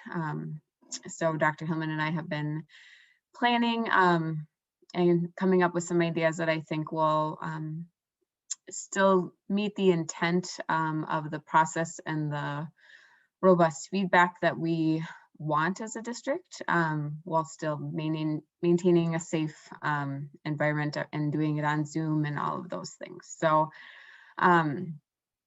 the December 14th meeting will have the revised budget, and I'm hopeful that I will have the financial forecast done. I should. There's a lot of moving pieces for that, so I want to make sure that we get it nailed down, but we're hoping to kind of start that process in early January with some pretty concentrated meetings, like a Tuesday, Thursday, Tuesday, and then presenting that preliminary information at the second meeting in January, and shooting for a goal of probably approval at the second meeting in February. So you would have 3 board meetings of exposure to the ideas to make sure that we have adequate time to talk through all of the recommendations. Another thing just to consider as part of that process, I'd be remiss if we didn't talk about it, is just our fund balance goal that you have set as a board. We have it at 16%, and we've been pretty transparent that that's certainly high compared to a lot of other districts. I would say the average is 8 to 10. I think we have solid reasons for why we have it that way. But just know that that is a part of the conversation that we can have. We can use that as a tool to reduce the amount that we actually have to cut out of the budget. We could say 14% instead of 16, but that's just part of the conversation that I think we need to have to either recommit to that or just to consider changing that moving forward. So I just wanted to put that out there for you guys to think about. And so we can make sure we have all the thoughts shared when that process gets started. So those are all the things I think that are big right now, but I'll gladly take any questions you have about it. Oh my gosh, that's incredible news, Val. Thank you. Wow. I don't think we expected that. And that's just a wonderful, wonderful place for us to be. Thank you. Again, it's just time and time again, the stewardship that you and Dr. Hillman as a team, and really the administrators supporting that work, and really putting the brakes on as soon as you saw and knew what was happening. And it's coming around to show that was really, really excellent work. And it's the stewardship that the board has always valued from the team. So thank you. So let's move through the board with questions. Tom. Thanks, Val. No questions. Okay, Amy. Thanks for the good news. I do have a question. Has the state decided what enrollment numbers they're going to take this year? Are they going to make us use the lower numbers or do maybe last year's numbers? Where does that stand? They have not made a decision. I believe that there was a bill proposed to consider using the I believe the higher of the enrollment, either the October 1st of 2020 or the previous year, 2019. So that has not been decided. I don't know if you have further information on that, Dr. Hillman, but yeah, I think the key thing is we need to remember that, excuse me, that requires legislative action. So there was a bill proposed this last time around, at least in the House. But remember that those one-day special sessions really aren't the time for the legislature. They don't have the time to dig into that. All of the educational lobbying groups have this at the top of their legislative agendas, including also holding harmless on for compensatory funds in terms of free and reduced lunch percentage. And then another one that we're really starting to advocate for is around our birth to 5 numbers. This is another thing because of what I mentioned to you about the red shirting of kindergartners, where we had 37 less kindergartners than we anticipated. There's some real question about how they are counted this year, because a lot of times they'd be counted in the census or toward a specific funding piece. So I'm very grateful for Erin Bailey for pointing that out to me. And we've been advocating that that be included in any kind of hold harmless that we would have moving forward. But it does require legislative approval. And I think that that may be hard fought this time around. Thank you. Excellent question. Thank you, Amy. Rob. Thanks. I have no questions. Okay. Ellen. I don't have any questions, but I just also want to say thank you for the good news. And I think it's just remarkable example of the district thinking about every student and why that matters. And so thank you. Thanks, Ellen. Jeff. Yeah, thanks, Val. It's good to hear that we're picking up some unexpected gains there. I think with zero-based budgeting and just trying to keep the expenses down, where we can get through this winter and see what the springtime has to bring. So I appreciate your work. Thank you. Thanks, Jeff. Noel. Encouraging report. Thank you very much for the good news. All right. Well, thank you to board members for your comments. Thanks, Val, for your presentation. And no doubt that was huge relief when you were able to finalize the audit. So we know that's an incredible amount of work for you. So we look forward to the presentation at our December board meeting, but thank you for all that work. Thank you. All right, we will move on now to policy committee recommendations. As a reminder to board members, we're going through policy 404, 409, 413, and 415. And those policies were actually part of your table file. Dr. Hillman, do you want to work through each one and then we can ask for questions and comments on each policy? Yes, so just a reminder to board members why these policies come in your table file. Remember, we always have a 2-step process with policy. You hear it at one meeting and then there's approval at the next. In some very rare circumstances where the changes are really perfunctory, we may ask you to approve it at the same meeting. But as you know, over the years, almost always we give you there are 2 readings of policy. And then our policy committee meetings meet monthly on the Thursday before the second board meeting of the month. So that's just to remind people, and for those folks watching, that's why board members get the policies in their table file. So today we have 4 policies as we just keep plowing through policy and making updates. Almost all of the changes today are a result of either legislative change or recommended modifications by the Minnesota School Boards Association. So when we take a look at background checks, policy 404, this really is starting to focus on things like being for students who are under the age of 18, clarifying that part, and then people who might be contractors who are providing academic coaching services or athletic coaching services in a variety of different ways. So really those are the basics of the change in 404. as we take a look at the next policy that is up for consideration, which is 409, this is around employee publications, instructional manuals, inventions, and creations. And this really just simply has a couple of different changes. One is to verify and to make sure that we provide ample notice to our employees about these policies. This policy is really about that if you used school district resources to create something that you potentially could make money for, that the school district owns that property as long as you've used school district time and or school district equipment. The other thing that has been added is something that's very common in a lot of policies surrounding this, both at the K-12 and the college level, is it also looks for a period of time after a person has left employment where they could have financial gain based upon their work that potentially could have been done during their paid time or with paid equipment from school. And so looking at a variety of different areas, there are some where there's nothing, and there's sometimes where it's up to 5 years. So as we looked through the region, Anita Ozzie did a little bit of an analysis of the region. We felt that the 2-year piece was reasonable. It acknowledges that people could still make some potential gains based on their work after they have left the school district, while at the same time also not making it something where it is a longer period of time than necessary. So that is policy 409. When we take a look at policy 413, this change to this policy really focused on adding gender identity or expression.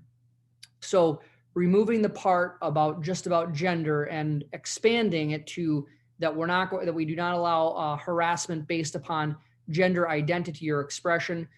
We also want to point out that the state includes gender identity as part of its sexual orientation definition. We're not quite completely comfortable with that, but at the end of the day, we have decided that we probably really need, and this is more in the procedures area, need to make sure that we're using the human rights definition of sexual orientation, which includes gender identity. We did make some minor modifications to that based on our discussion, but I just want to point that out to you as well. So we added that we're defining it by Minnesota statute 363A.03.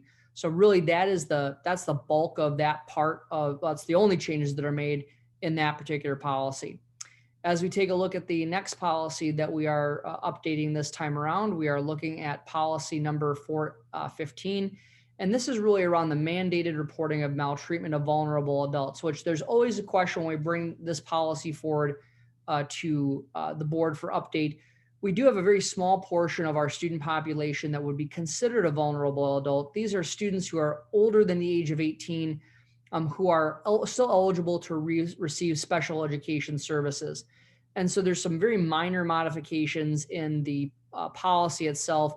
And then in the procedures, there are some additional components just really around aligning what the definition or aligning with the renumbering of statute and just further clarification about what some of those definitions mean. And so this policy specifically to align with changed statute. So those are the policies that we have for your consideration at this time. Be happy to answer any questions that people have. Again, most of this is school board association or other legal changes as recommended by the School Boards Association to align with statute. So I'll be happy to take any questions on any of those policies at this time, and would of course invite my fellow policy committee members to jump in if they have a perspective they want to share. Okay, thank you. For ease of discussion, why don't we just quickly run through each of the policies. I will do roll call for board members if you have a specific question. Let's begin with, or comment. Let's begin with policy 404, employment background checks. Tom. A pass. Amy. Yes, I have a comment and a question. My comment is under one purpose, the very first paragraph, where the wording gets changed from the school district will also elect to, instead it's now, no, may also elect, gets changed to will also elect. It seems to me that there's a wide variety of volunteers throughout the school district. And As a parent, I served in many, many different capacities as a volunteer. And when we use the word will, it implies that all of those volunteers will have a background check. Some of them have more student contact than others. And I just thought it might be nice to keep it more general as a may, because it doesn't sound, when you're reading the rest of this, that you're talking about every single different type of volunteer that the school district has. Yeah, so Amy, actually we're bringing the policy into alignment with practice.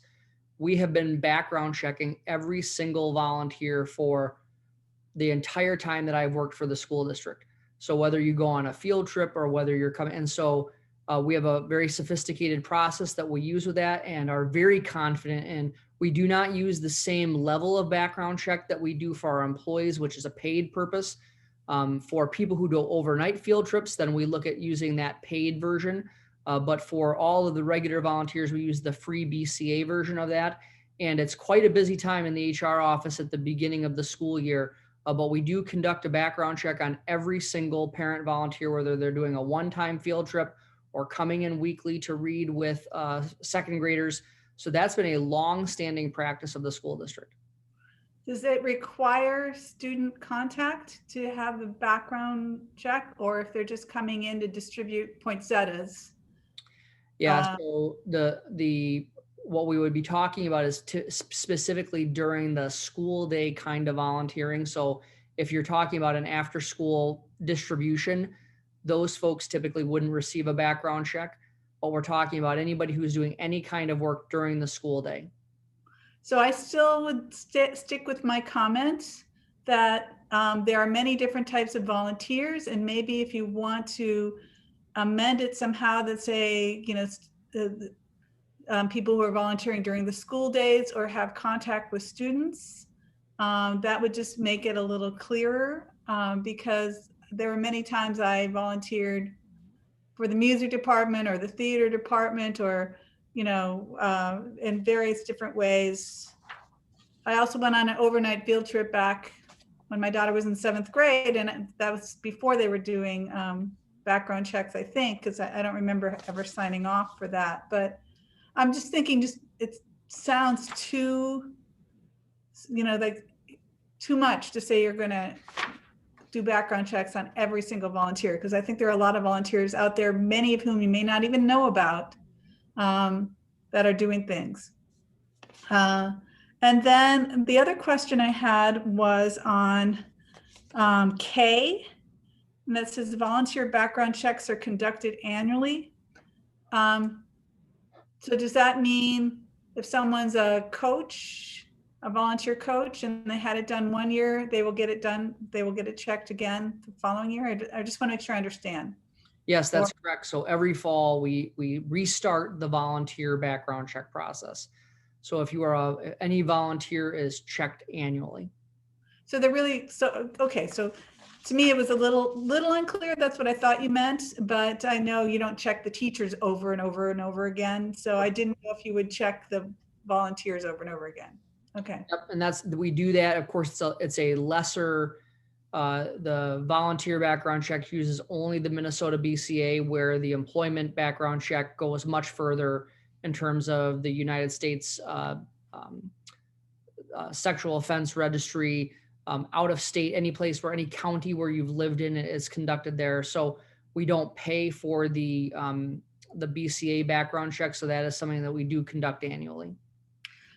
My question is, do you have all the volunteers sign a release that you can do a background check for them? Okay. What they do is right now they fill out a Google form, which then gets delivered to our HR office, and then the background check is completed. Okay. All right. Thank you. You bet. Thank you. And we'll take a note on the will versus may. I appreciate the point about talking about the difference between school day and somebody who might be doing, you know, some kind of distribution. So we'll take a note of that and see how we might be able to clarify that. Thank you. Rob, questions or comments on policy 404? Pass, thanks. Okay. Ellen. Yes, I had one question on the background screening standards procedure, and Dr. Hillman, it was one that I emailed, and then so it might be because I'm not understanding. I know we had a conversation in the policy committee a while ago about the driving under the influence and whether that was going to be, whether it was 7 years is what it's stated here for a single, and whether that was longer than other organizations in the community or other school districts, and whether we thought that was the right length. I think Molly was going to do some legwork, so I just wanted to know what kind of where we landed on that. And part of it, I think we were discussing whether it's the misdemeanor violence or misdemeanor, like sort of is the legal language piece too. Yeah, Dr. Iverson. So we have had a conversation with our school district attorney, Mick Waldsberg, about this. And school districts have vastly different approaches to this. What the trend seems to be is lessening that time since that kind of event. And this is would be a pretty momentous change. These are the background check screening standards that we have used for decades. So we're really trying to make sure that we get additional understanding about what is the norm when we look to other districts, and how do we make sure that we get the appropriate list of offenses. So we're continuing to work with our school district attorney and looking at other districts in terms of who have updated this part recently. Changing the criteria for background checks is, of course, whenever we choose to do it, that's going to be a bright line. And if we change the screening standards even reasonably downward, we just need to make sure that we have communicated that appropriate and that we are in the right zip code, if you will, with other school districts. So it's something we're continuing to take a really careful look at. We've been very proud of the high standards that we've had for a long time, but we also recognize that there are some opportunities to change here as well. Thank you, and thanks. I think you're right. Caution is good. Okay, thank you, Jeff. No questions, thank you. Noel, questions or comments on policy 404? No questions, thank you. Okay, let's move on then to policy 409. Questions or comments from board members? Tom. So for the 2 years post working at Northfield, if say a teacher went to Lakeville and they wrote something at Lakeville, in the first year they're there, would that, well, I suppose they couldn't, if they did it on their own time at Lakeville, would that come under this 2-year period? If it maybe was based on something that was learned while working at Northfield? Yeah, I think, Tom, that example is going to be one of the ones that's a little challenging, right? Because the point would be, did you use any of your time and or the equipment of the Northfield Public Schools to develop any of the materials that you maybe then moved on to a different district? And then maybe you even use their time and materials to do that, or even if you did it totally on your own time. It is commonplace for organizations to have, I'm sure you're aware of this at Carleton, where this is pretty common to have in place. So you're right. Some of these situations are difficult, but we want to make sure that people know what the expectation is. And when we looked at it, we felt that when we looked throughout the region, 2 years seemed to be the appropriate middle of the road, with some districts just not having any part of that, and other districts, like as we said, up to 5 years, which that does seem a little extreme to me, that you would not permit people for that for up to 5 years afterwards. But 2 years does seem like a reasonable middle ground. I guess I didn't realize that Carleton had that, because I know a lot of the faculty write books and make money off that while working at Carleton. And I should be very clear, Tom, I'm not saying that I know that Carleton has that. Right, yeah. It's very common for, and I think colleges are even more sophisticated in that approach and how they do some of those things versus K-12 entities. Yeah. It just seems oddly worded, created during the term of the employee's employment and for 2 years after. Just and I've read that long single sentence over and over, and it's just to me, it's just not like, maybe the sentence needs to be shortened or something, or more clearly defined. But it seems to me that even though you're not working for someone anymore, what you're doing 2 years after is still under the you know, you're still being looked over your shoulder by your previous employer, which, I mean, I can see if you invent something and they're making money off of it, you don't want to go to another company and help them, but just, I don't know. I guess I'm just not clear on it enough, but I don't know what the practice is. It seems to be that it's a common thing, so I don't know what to say. Yeah, this is the tough part of intellectual property, Tom, right? In terms of if an individual, I'll give you one example. Many of you know Dr. Gary Lewis, former director of special services here, and one of his employees at a previous school district actually created the software SpedForms, which is now used almost universally throughout Minnesota to track IEPs. It's now the state, I believe it's the state default, or there are quite a few districts in Wisconsin. They have several states. Well, that person developed that software, while they were working for the Riverbend Ed District. And so in that case, the Riverbend Ed District owned, the software because it was created on that person's own time. So it is tricky. There's no question about it, right? But let's say that person at that time had resigned and then taken that product and sold it on their own.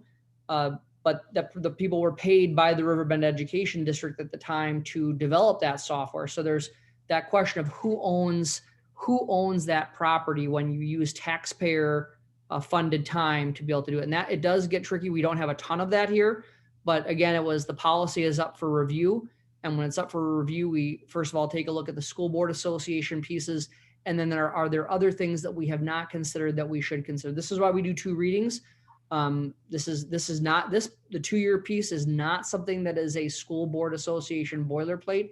This is part of our own research to say what would be reasonable when we look around and look at our neighbors. Okay, thanks. Thanks, Tom. Amy. Yes, I have a question.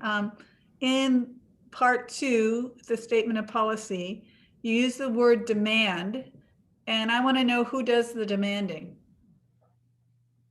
Is it the school board? Is it the superintendent? Is it the principal? Who decides to demand the rights to the property? So when we talk about the school district, typically it would be the superintendent and or their designee.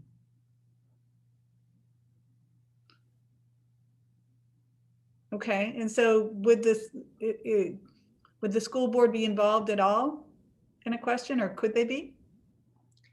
I would say that the school board is inherently part of the school district, but to me, it would be the administrator who would have to make that demand. And that is a strong word. That is an MSBA word as part of the recommended policy. So yes, I think the school board certainly could have a role in that because they are certainly leadership in the school district, but they, as you know, typically that kind of duty is left to the superintendent or other administrators. Okay, thank you. Rob.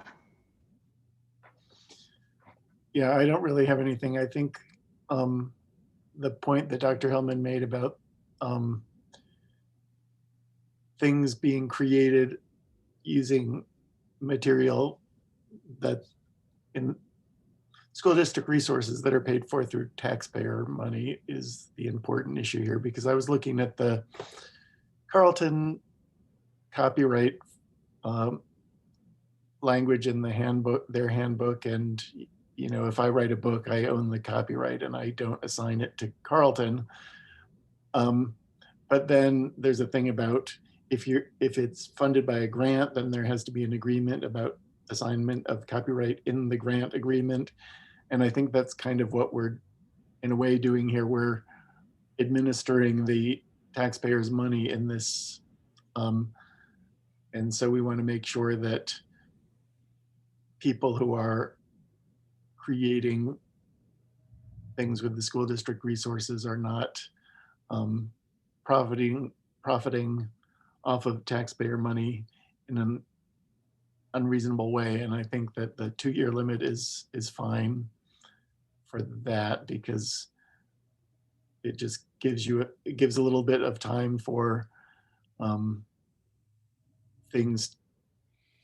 work to be completed, or ideas to be worked through that might have been initiated with school district resources. But yeah, I think this is a fine policy. That's it. Thanks, Rob. Ellen?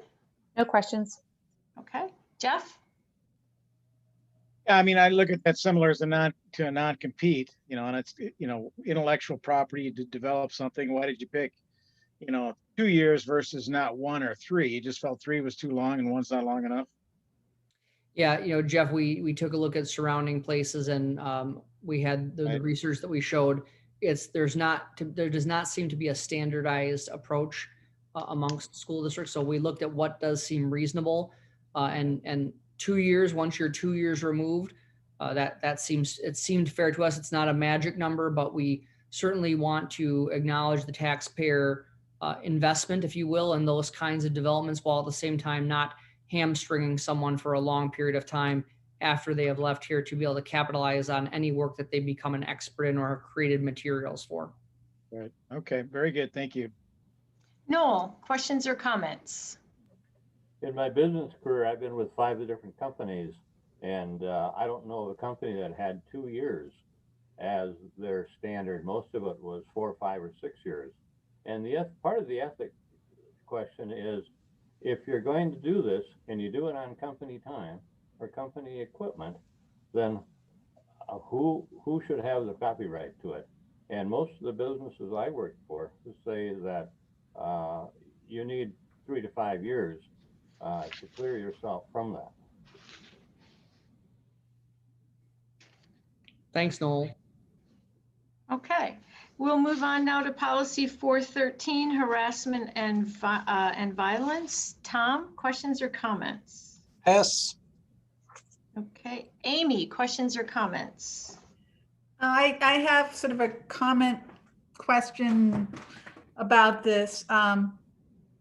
As I was reading this, I was thinking back to the one time when my Asian daughter experienced racist comments on a sporting field during a game with another school, and how, as a parent at that point, I was on the board and I had connections and I was able to talk to people and find out who to report it to at the other school. And I feel like the circumstances were taken care of just fine. But as I read this, I realized probably a lot of the complaints that might come forward would come from parents speaking on behalf of their child. And I was just trying to figure out how this information would get to parents, if there's a form online that can be searched for, if there's just sort of a route for the parents to report incidents easily. And also in a case like what I had, where the incident happened with a student in a whole different school district, you know, what would happen, how that sort of connection was made. So if one of our students said comments that were inappropriate during an athletic game, whether a parent from another school district or a student could somehow figure out how to report that. And conversely, you know, I know we can't decide how every other school does it, but to make information available for parents who might have had an issue similar to what I had, to help them be able to report incidents to other school districts. So it's just sort of a general comment, sort of where do the parents fit into this all? I didn't really see that in here. Amy, so what I would say is that when we look in the policy, while the form is there and available, and I'm going to ask Mr. Lear to unmute here, as well as a building principal, to talk about his experience with it. Most of the reports around this would come verbally, and we're required to take that report verbally. We're not allowed to make someone fill out the form.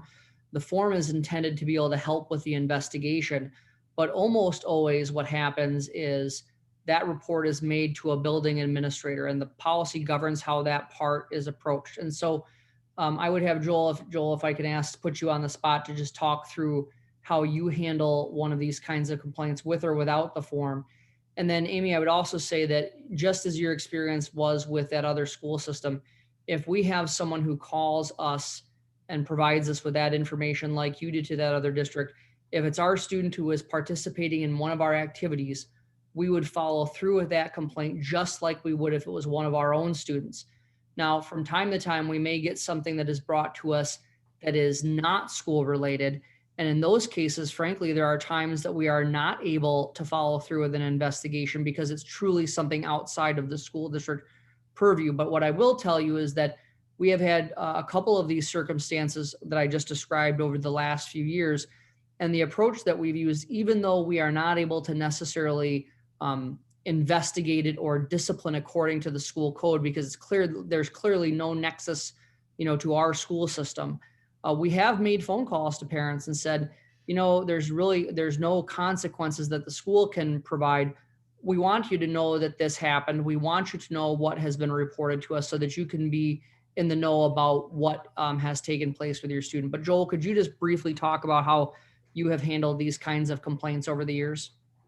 Sure. And typically, I shouldn't say typically, I would say the majority of the time the complaint comes to us secondhand or kind of, and sometimes well after the fact. So, we will pursue that through the lens of, the firsthand account. So in other words, the person who's on the receiving end of that treatment, and then pursue as wide swath of witnesses that we possibly can so that we have a clear understanding of what happened. To Matt's point, I think, two frustrations from the standpoint of wanting to follow up is what Matt talked about, that kind of limited authority to do so, depending on where and when and how the situation played out. But also just some general hesitance among students, both in this case, the victim, and also people who are aware of what happened to the victim, their willingness to report it. I think our policy is robust if we can, have the information to move forward with an investigation and dig into the results. But we will typically follow a very comprehensive, thorough investigation of the situation, making sure that we talk to any and all witnesses so that we kind of can at least triangulate, if not more than that, our data about what occurred, and then determine based on district policy how we can move forward in a way that's both appropriate and follows policy, but also acknowledges the fact that we don't always have the authority to act depending on the details of the situation. And Amy, also going back to your point about how do parents find out about it, this is something that's included in our student citizenship handbook, and references are also made to it. In Joel, in your case, in the high school handbook, this policy is referenced as well, I believe. Yep, that's correct. And we do, there are a few policies that we really highlight in some fashion. So when we were doing all class meetings in the fall a few years ago, we would highlight specific details of our policy handbook and harassments of all type. We articulated both from the standpoint of supporting those people who may be on the receiving end, but also helping those who were perpetrating the harassment, that we have a pretty strong policy behind the protection of the students. And Amy, one final piece I'd share is that this policy also coincides with some of the parts of Title IX. And so one of the things that all of our administrators were trained in the updates to Title IX this summer. And in addition, we worked with New Group Communications, and we have a video that really describes what harassment under Title IX would be and provides explanation about how to report that. That is on our HR website. So we have continued to try to create materials that help people understand what it is and how to report it. Now, that Title IX part is much more focused on sexual harassment than the other, but I share that with you as just a way that we're trying to communicate some of these pieces.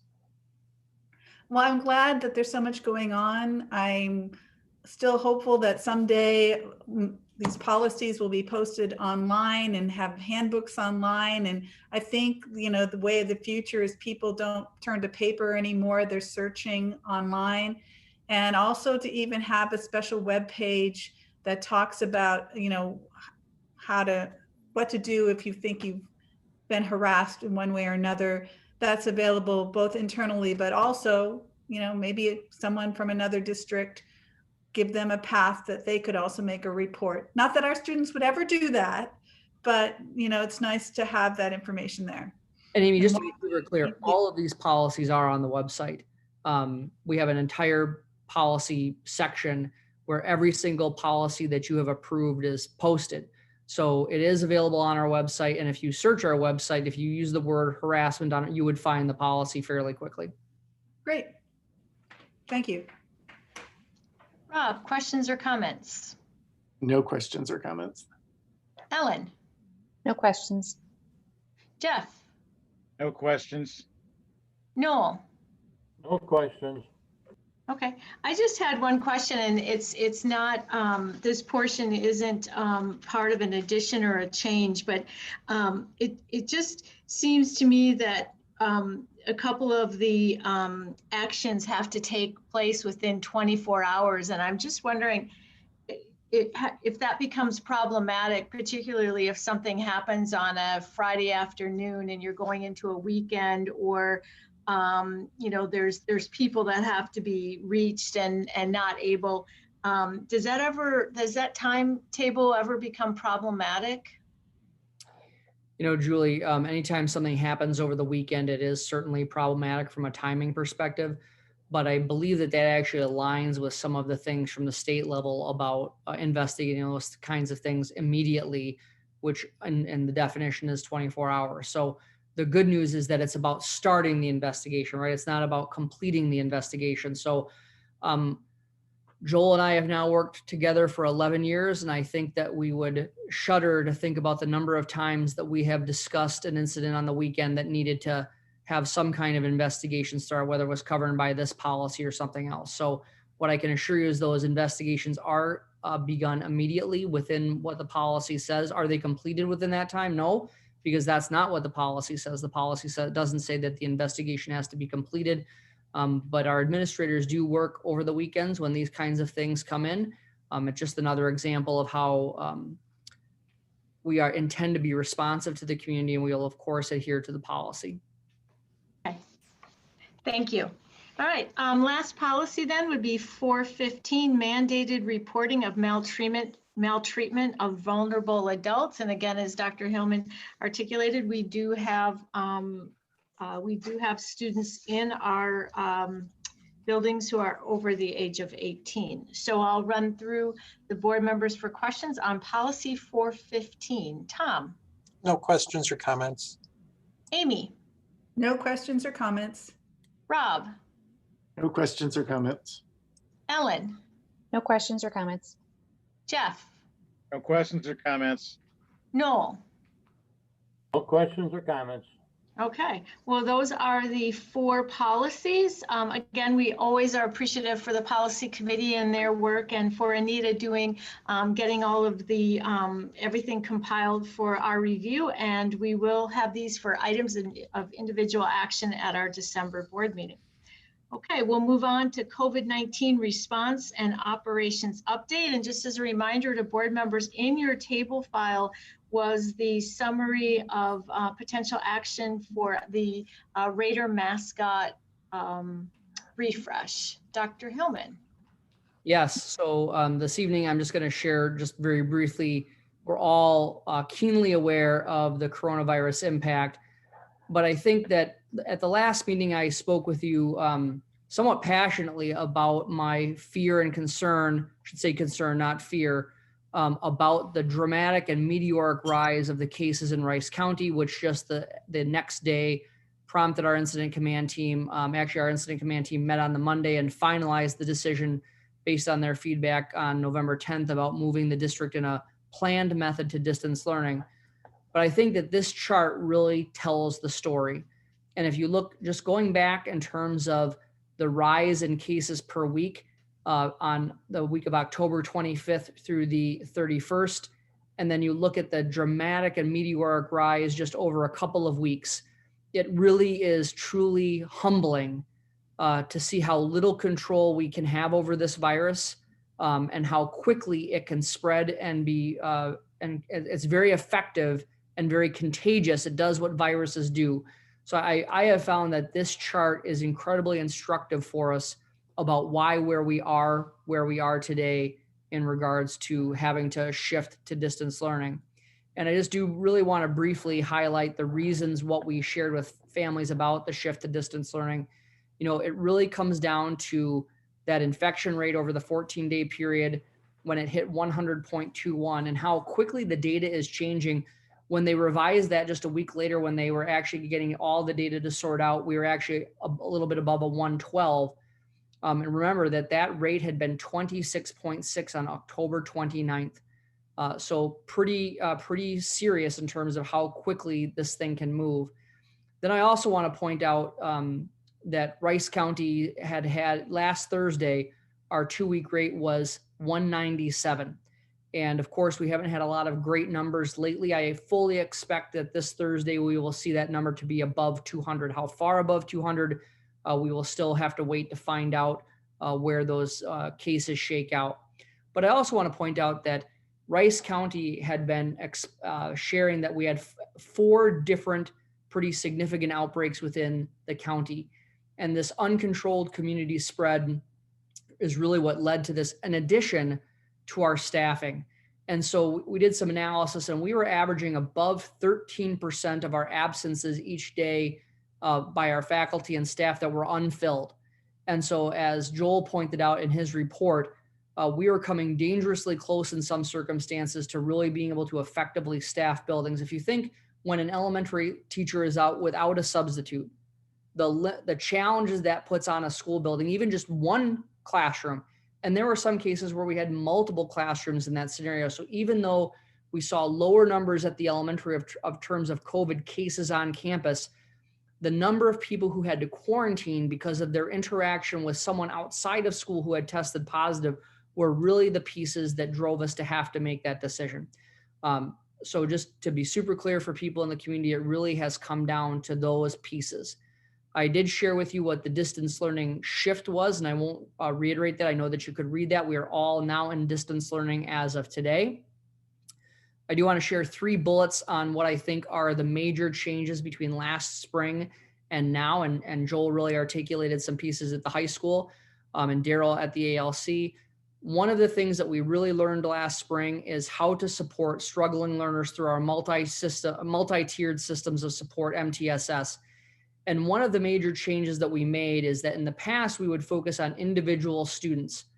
What we found through last spring's work is that actually many of the times there were multiple students in the same family who were struggling. So we have done a different approach where we're focusing on families across building rather than just individual students. So if we are seeing an issue with a student engaging at the middle school, what our action research showed is that there's a very good chance that the other students in that family may be having some similar kinds of challenges. So our MTSS team has created a new form. They have a new format.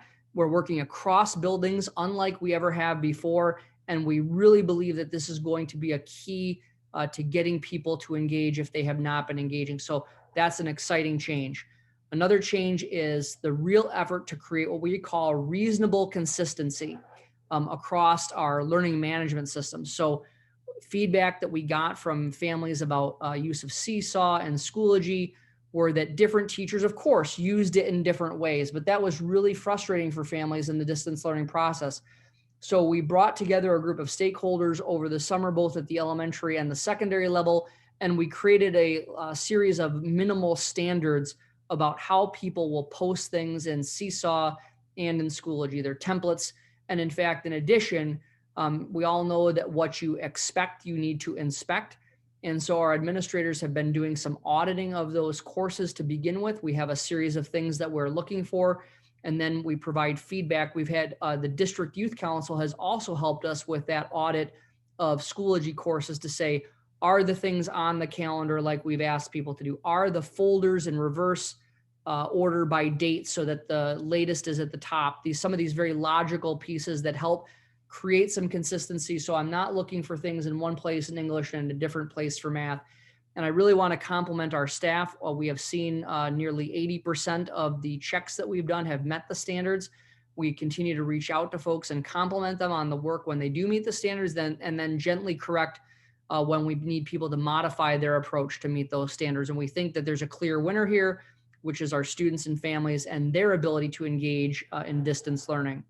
The third item is we have reassigned a half dozen, 7 actually, employees to be live tech support for at least the first 2 weeks of distance learning. One of the things that we know is that when we shifted to distance learning last spring, there were some things around passwords and a few other pretty minor things that once you get them solved, you can move ahead.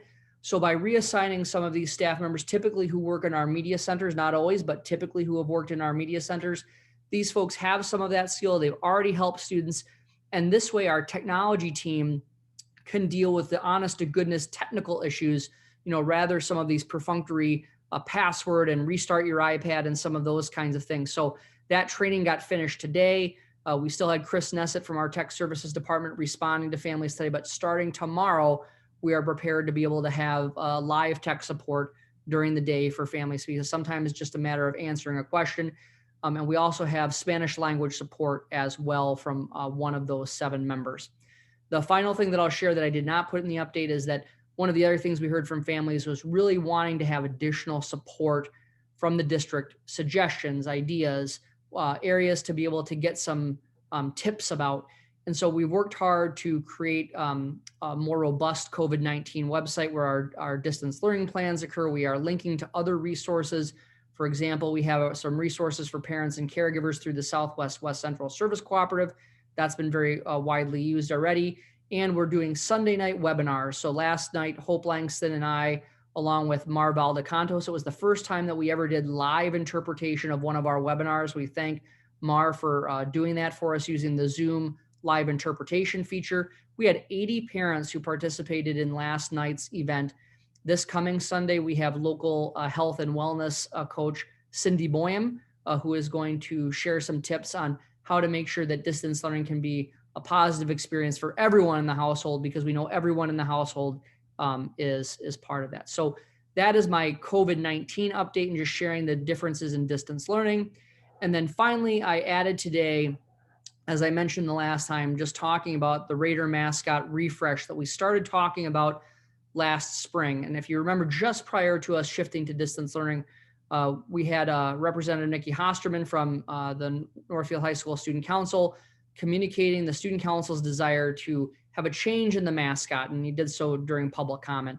And I've given you some background in the document that I've shared, but what I'm going to do is cut to the chase of what I'm going to ask you to do at the next board meeting, which is to front load the process by validating and directing our high school administration to complete a process that would then result in you having up to 4 options for refreshing that team mascot.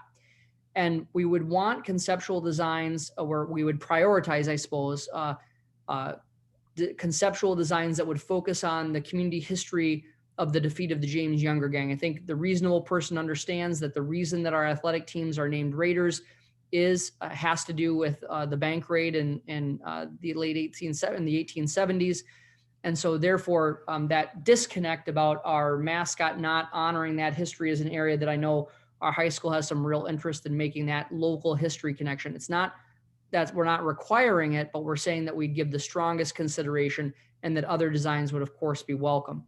We want to be very clear that the designs would need to be free of weaponry, and then also would need to be simple to reproduce. That's something very important to make sure that when people are creating conceptual designs, that they can be reproduced in terms of screen print or stitched or those kinds of things, that they can be reproduced without a significant amount of effort. So trying to just focus on the simplicity piece there. Want to also share with you that we would ask for that process, unless there's unavoidable delays, to be completed and submitted to the board no later than March 1. I also want to share that just like we're doing with our school update and naming update process, coincidentally, I'm working with the SCOPE program and some former SCOPE members to create what I would call museum-like memorials at the buildings where the names will be changed. When you go into a building, there'll be a display that would honor the history of that building. We will do the same thing in memorializing the existing mascot and as part of a display about Northfield High School athletics. We know that when we know better, we should do better. And in addition, we want to make sure that people would understand why we made the change moving forward. So that is something that we're committing to having some kind of display near the gymnasium, near the area where people come, so that we would basically retire that existing mascot. It would be captured in that historical presentation, much like you would when you go to a history museum. So we're partnering with Earl Weinman to do that. So I know that there's more than that in the document. We really are focusing on the fact that, you know, this has been the logo that's been in place, or the mascot that's been in place since the mid 1950s. We also just have to acknowledge that, you know, while I think I'm not going back and judging the time, we know over time that we have had a significant, more and more of our community question that mascot because of some of the features that a significant portion of our community believe are derogatory toward our Asian friends and neighbors. We're not judging intent, want to be very clear, but this is an example of how we've had that kind of feedback. And in addition, it is most likely time anyway to update that mascot into the 21st century. So I'd take any questions. If no action tonight, this is simply for you to consider, but I will ask you at the next meeting to take that action so that when Mr. Lear and Mr. Olson and their team start that process with whether it be students and community members and other people to submit those conceptual designs, that they have the validity, that we're not discussing whether or not it's going to happen. It's going to happen, and here's the process that we're going to use to refresh that mascot. Okay, thank you, Dr. Hillman. I'd like to take questions and comments in two parts. Let's start with COVID-19 response questions. Tom, any questions or comments on the district's COVID-19 operations and responses? No questions or comments. Okay, Amy. I have two questions. My first question is just about how many students are still being taught in person. You said the students with disabilities were still being taught in person. I'm just curious how many that is. 0 right now. So what we've done is we've shifted to distance learning. No one is receiving in-person services right now. We are currently working through whether or not we are able to support that. There is some new, as part of the latest executive order, it does talk about prioritizing services to students with this intent who need intensive services, but it's also based upon whether or not you can staff that. In intensive services, the level of PPE required, personal protective equipment, is pretty substantial. You heard from Daryl Keller where we're looking at things site by site. The Area Learning Center has had 0 cases to this point. Daryl's plan of being able to support those Area Learning Center students, both with their general education and their special education needs by appointment only, is something that we are at this point planning to be able to do that first week in December. But if the conditions continue to worsen, we know that that may not be possible. What we've said is the earliest that we would start any in-person services for students with special needs would be December 7th. Many districts have just said we're not going to be able to provide anything at all, at least through the end of the year. We're committed to trying to take a look and making sure that, number one, we can do so safely based upon the kinds of services that the students would need to be provided and whether or not we can do that with our staffing levels. Great. My second question is, with the free meals, are they being handed out similarly to what you did last spring on the bus routes, or do people have to come to the schools again? Yeah, so at this point, we are providing those meals for pickup to begin with. And so we're doing that on Mondays and Wednesdays. There are several sites within the community that people can get those meals. That's what we're starting with. And then we'll, of course, look at the data and determine how we move forward with it. Thank you. And thank you. Rob, questions or comments on COVID-19? No questions. Okay. Ellen? No questions or comments. Jeff?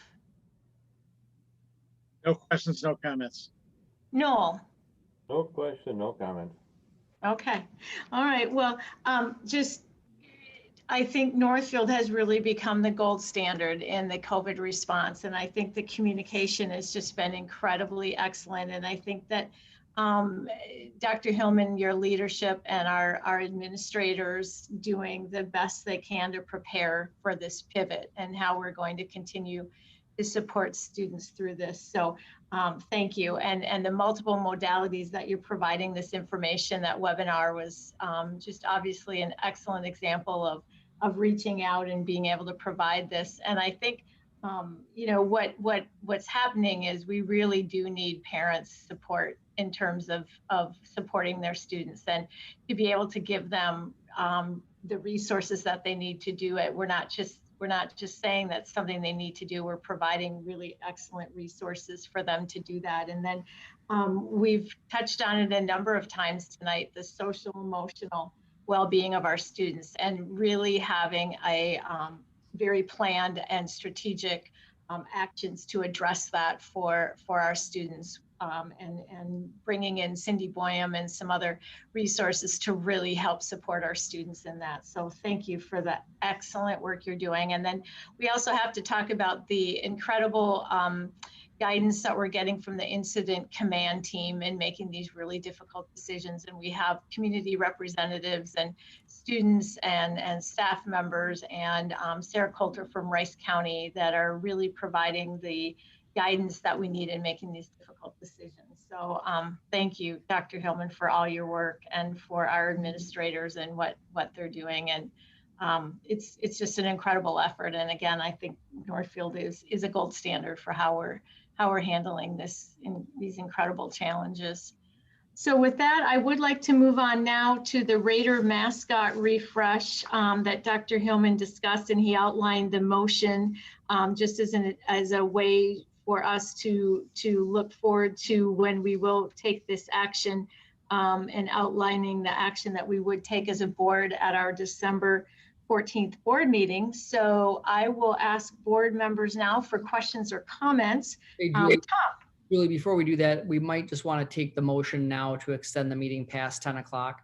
Oh, yes, excellent. I was watching the time, and it does not seem that we will do that. So thank you. I was going to give it a few more minutes, but it's clearly where we're headed here. I would ask for a motion to extend our board meeting beyond 10 p.m. This evening. Moved by Tom. Moved by Tom. Is there a second? Second by Amy. Second by Amy.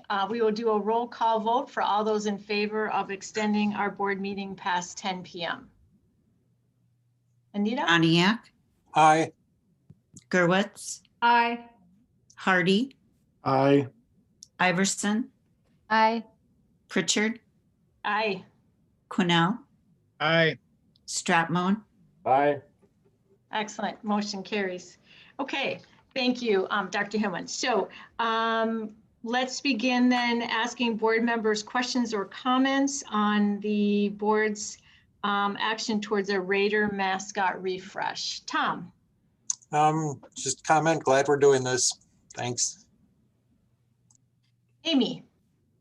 I agree with Tom. I'm glad it's happening. I also would like to see the new mascot image be gender neutral.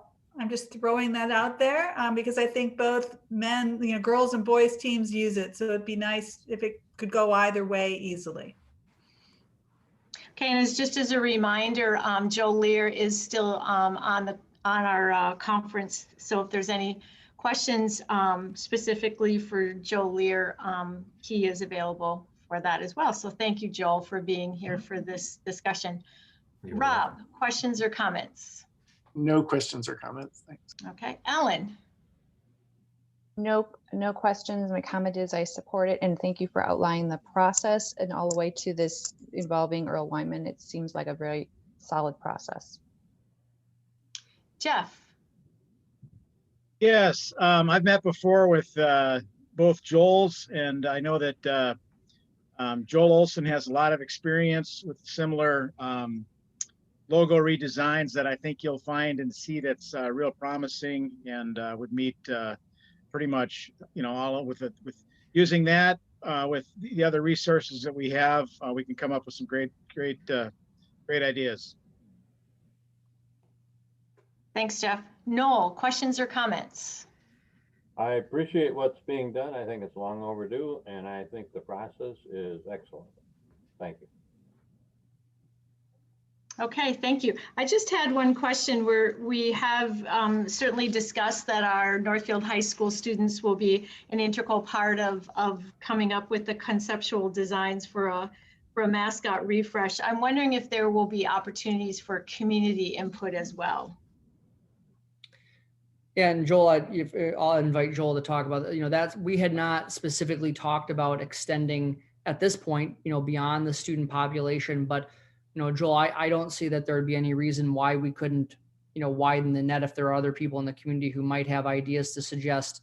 I don't see an issue with that. Do you see any issue with that? I don't. I think, as I think about the process that plays out,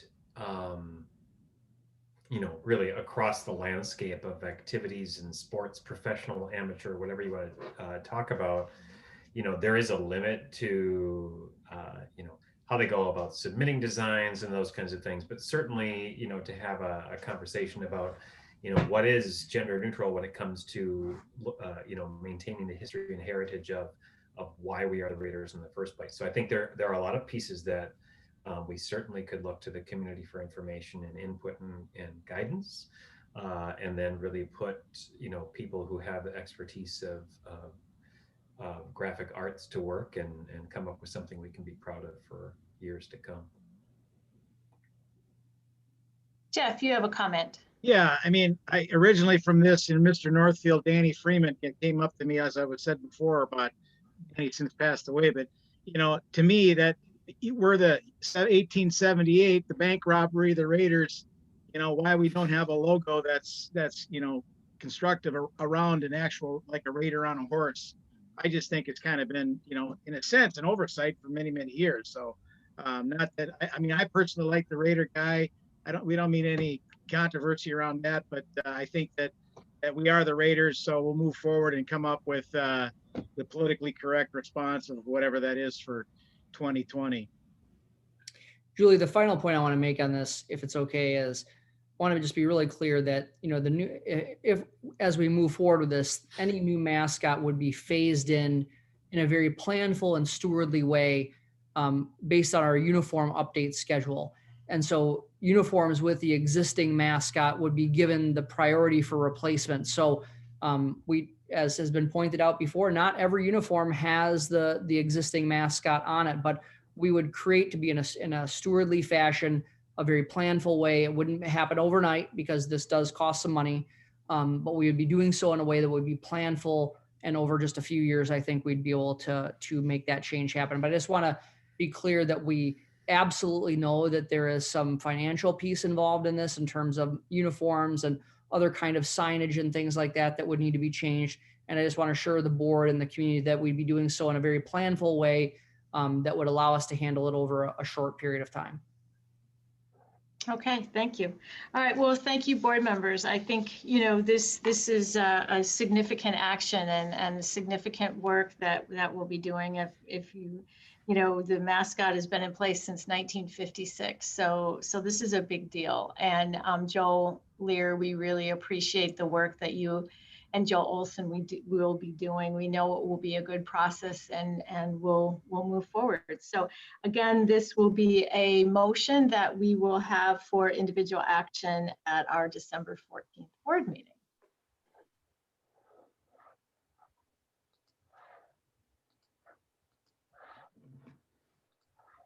I'm sorry, we'll move on to committee reports. This is reports that board members do as liaisons, their liaison work with various committees within the district. So Ellen Iverson has a committee report on District Youth Council work.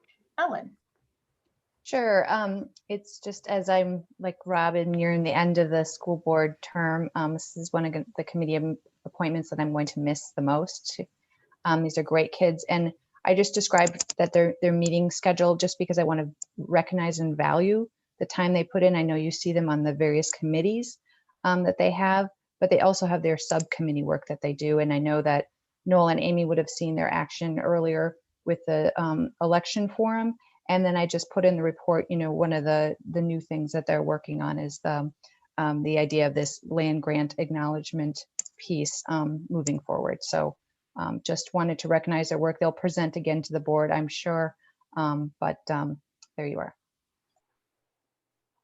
Well, before I ask board members if they have any questions or comments on the work of the DYC, thank Ellen. You have just been an amazing a mentor for them and helping them understand how the district and the school board works, and really engaging and being really dedicated and passionate about working with this group of students. And it's a lot of time. And I know the meetings are not always at the same time, and you have to juggle a lot of your own, you know, your day job to try to make those meetings happen. And so we're just so incredibly grateful for you. And both you and Rob have worked with DYC over the years, so we're going to miss both of you and your work with this group of students. So thank you. I will run through board members real quick if you have any questions or comments of Ellen on the current work of the DYC, District Youth Council. Tom?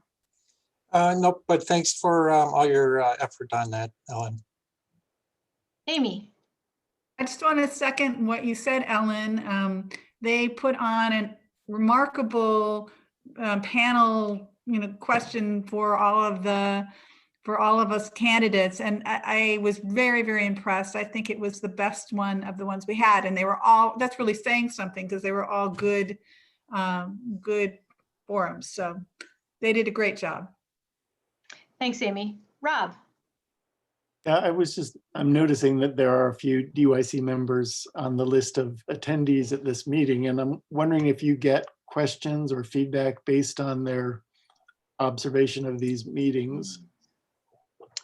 Actually, yes, that's part of the what they report back on when it's not the subcommittee group, is they report back on all of their committee appointments that they observe and what they come to the board meetings, and then they'll have an active discussion with questions about what the observations were. So it's yeah, definitely.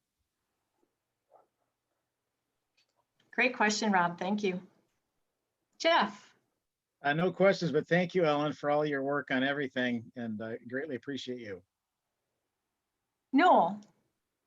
Ellen, thank you for your work and for your leadership there. And I have no other questions, just a comment. Thank you again. All right, thank you, Noel. Okay, we also have a report. Tom Baraniak was reporting on Northfield Forward. Tom? So we met Monday night, and I'll just be brief so you can read it.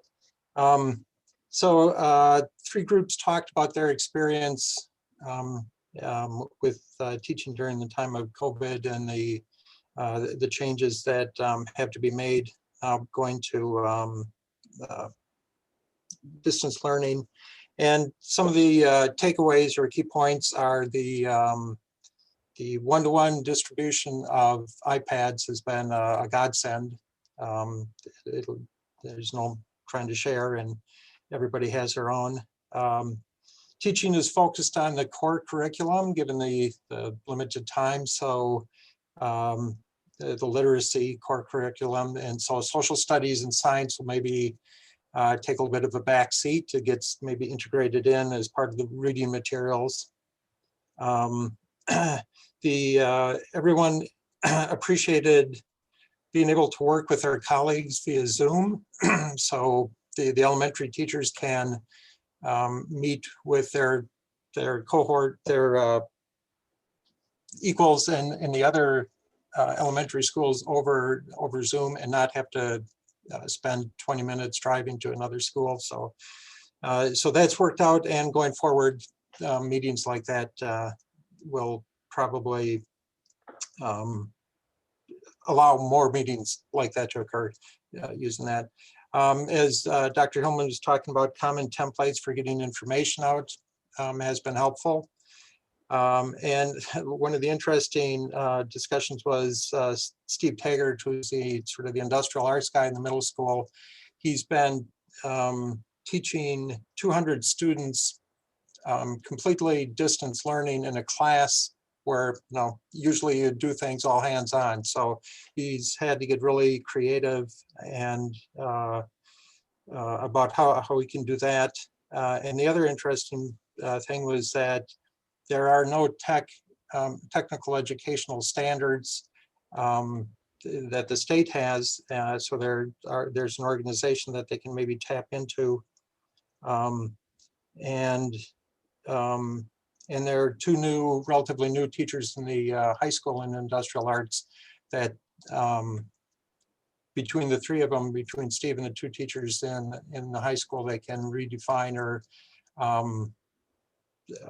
figure out maybe a new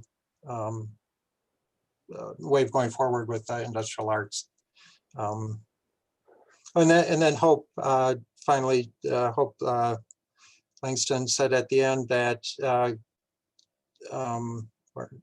given what we're learning in this new way of doing things, that instead of snapshot assessments of students with MCAs or MAP tests, that there may be more processes that are going to be in place that it'll be on a daily basis, so we can see their growth, regularly, as opposed to just benchmarks. So I skipped over a lot of stuff, but if there are any questions, I'm happy to answer them. Excellent. Thank you for the report, Tom. And hearing all the great work of Northfield Forward and the teachers presenting their individual work. It's really interesting to read the challenges that they're and how they're overcoming those challenges with the various learning models. So I'll run through board members quick with questions.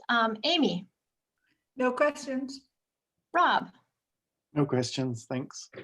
Ellen. No questions. Thanks for such a thorough report. Jeff. Thanks, Tom. No questions. Okay, and Noel. No questions. Thorough report. Thank you. Okay. Yes, thanks again, Tom. So we'll move on now to approval of the consent grouping. As a reminder, there were a number of personnel items in the table file to be added to the consent grouping. Is there anything anyone would like to pull from the consent grouping for separate consideration? Okay, not hearing a response. Is there a motion to approve the consent grouping? Moved. Tom. Moved by Tom. Is there a second? Second. Second by Jeff. We have a motion and a second. We will do a roll call vote for approval of the consent grouping. Anita? Broniak, Aye. Gerwitz, Aye. Hardy, Aye. Iverson, Aye. Pritchard, Aye. Quinnell, Aye. Stratmon, Aye. Okay, motion carries. The consent grouping is approved. Okay, we'll move on. We have two items for individual action tonight. One is a resolution establishing combined polling places for any potential not foreseen at this juncture, but school district, special school district election. You probably recall we did do this motion or this resolution for combined polling places, but we realized that one of our combined polling places was nullified because it was not a city or county polling place. There were some changes that were made at the city and county level that we missed. So we have made that adjustment. We've gone from 5 polling locations down to 4. 2 of the city precincts had to be adjusted. They were minor adjustments. One was already actually at one of the polling places as part of the change, and one polling place was in the proximity of their current polling places. So very minor changes, but we do need to have a resolution to approve the new combined polling places. So is there a motion to approve the resolution establishing combined polling places for multiple precincts and designating hours during which the polling places will remain open for voting for school district elections not held on the day of a statewide election? So moved. Moved by Amy. Is there a second? Second. Second by Ellen. I will go through quickly the roll call if there are any questions or comments on this motion. Tom? Pass. Amy? Pass. Rob? Pass. Ellen? Pass. Jeff? Pass. Noel? Pass. Okay, no questions or comments. We have a motion and a second. Anita will need a roll call vote. Broniak, Aye. Gerwitz, Aye. Hardy, Aye. Iverson, Aye. Pritchard, Aye. Quinnell, Aye. Stratmon, Aye. Excellent. Thank you. Motion carries. We now have a motion for the long-term facilities maintenance. I'll ask for a motion, and Val is here for any questions or comments. So is there a motion to approve the revision to the long-term facilities maintenance 10-year expenditure plan?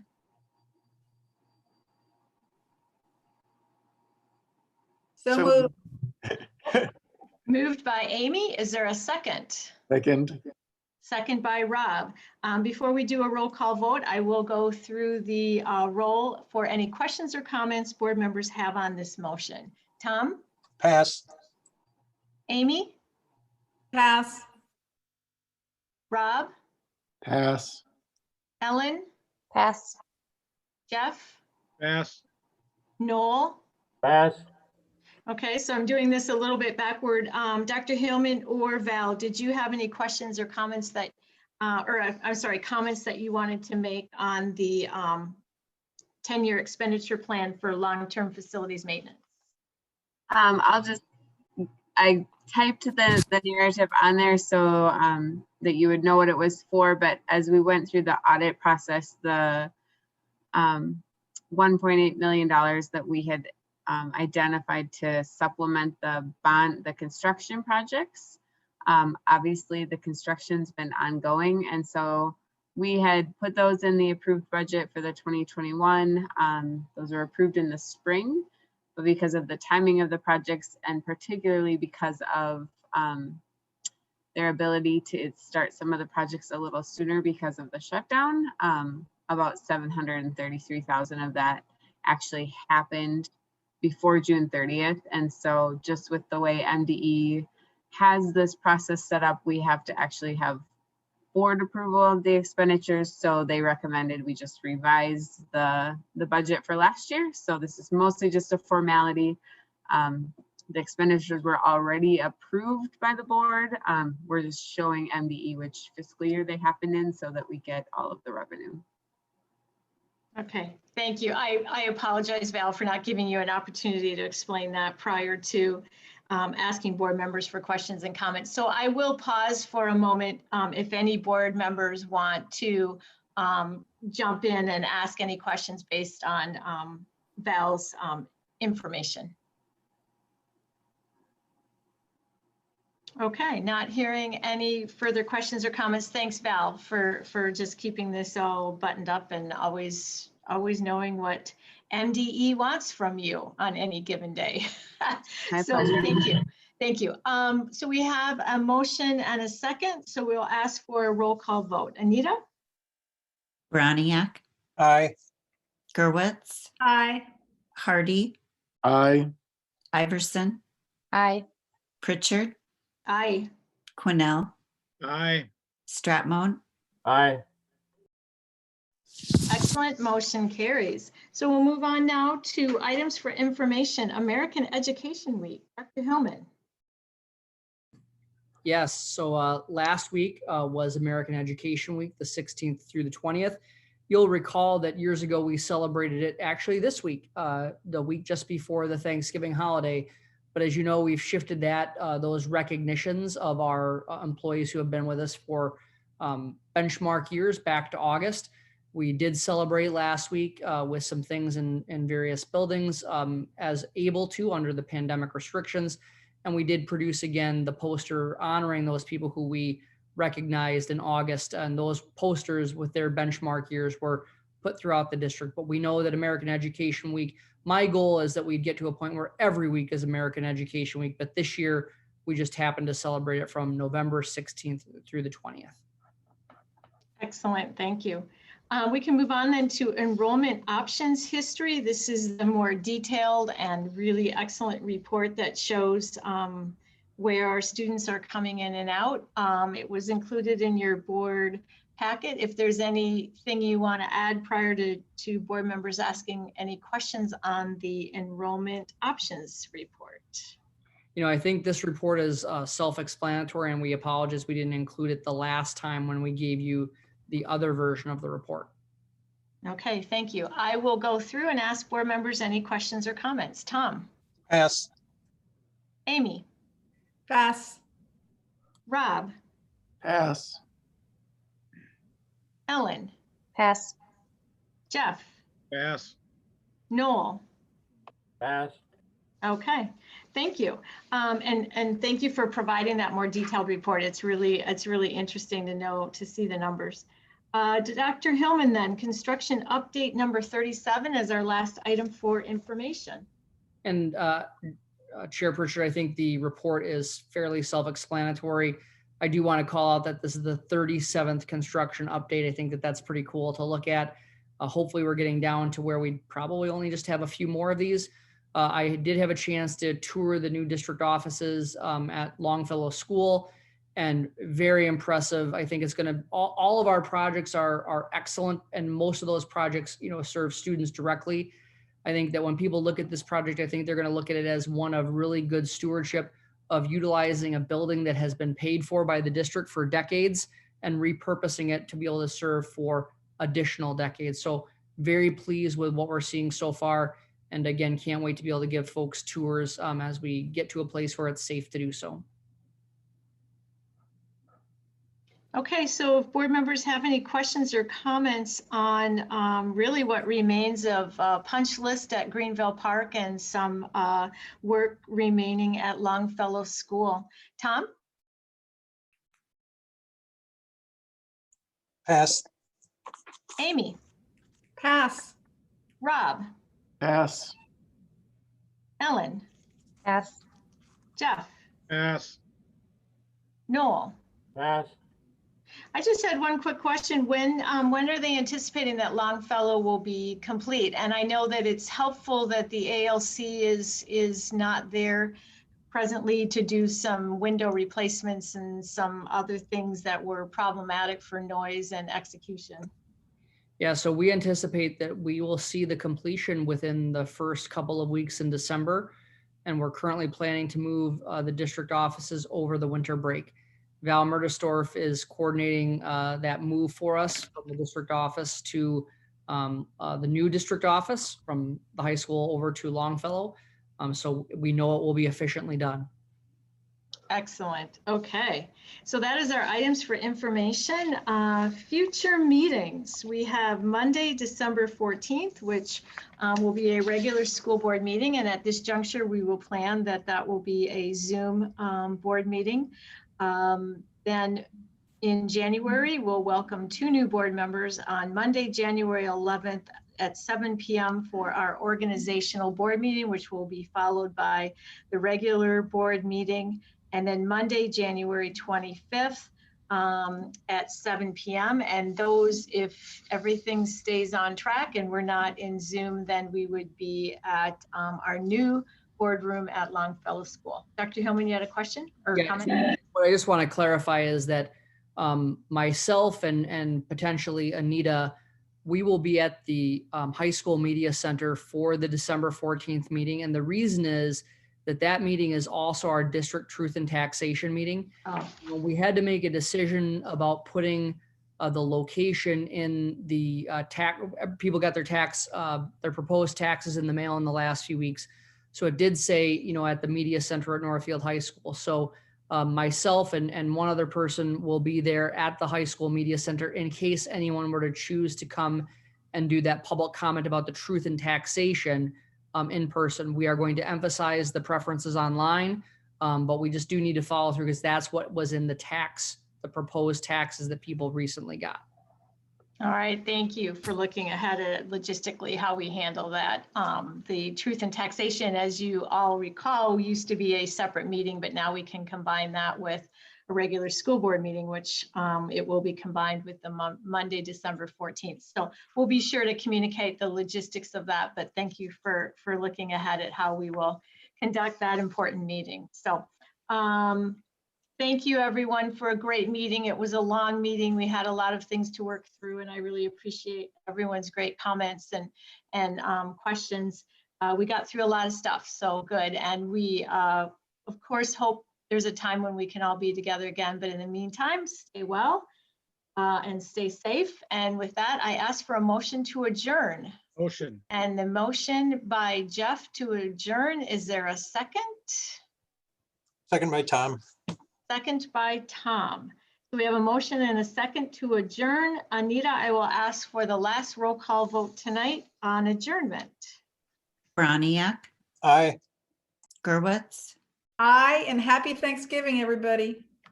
Hardy, Aye. Iverson, Aye. Pritchard, Aye. Quinnell, Aye. Stratmon. Aye. Excellent. We are adjourned. Thank you, everyone. Night.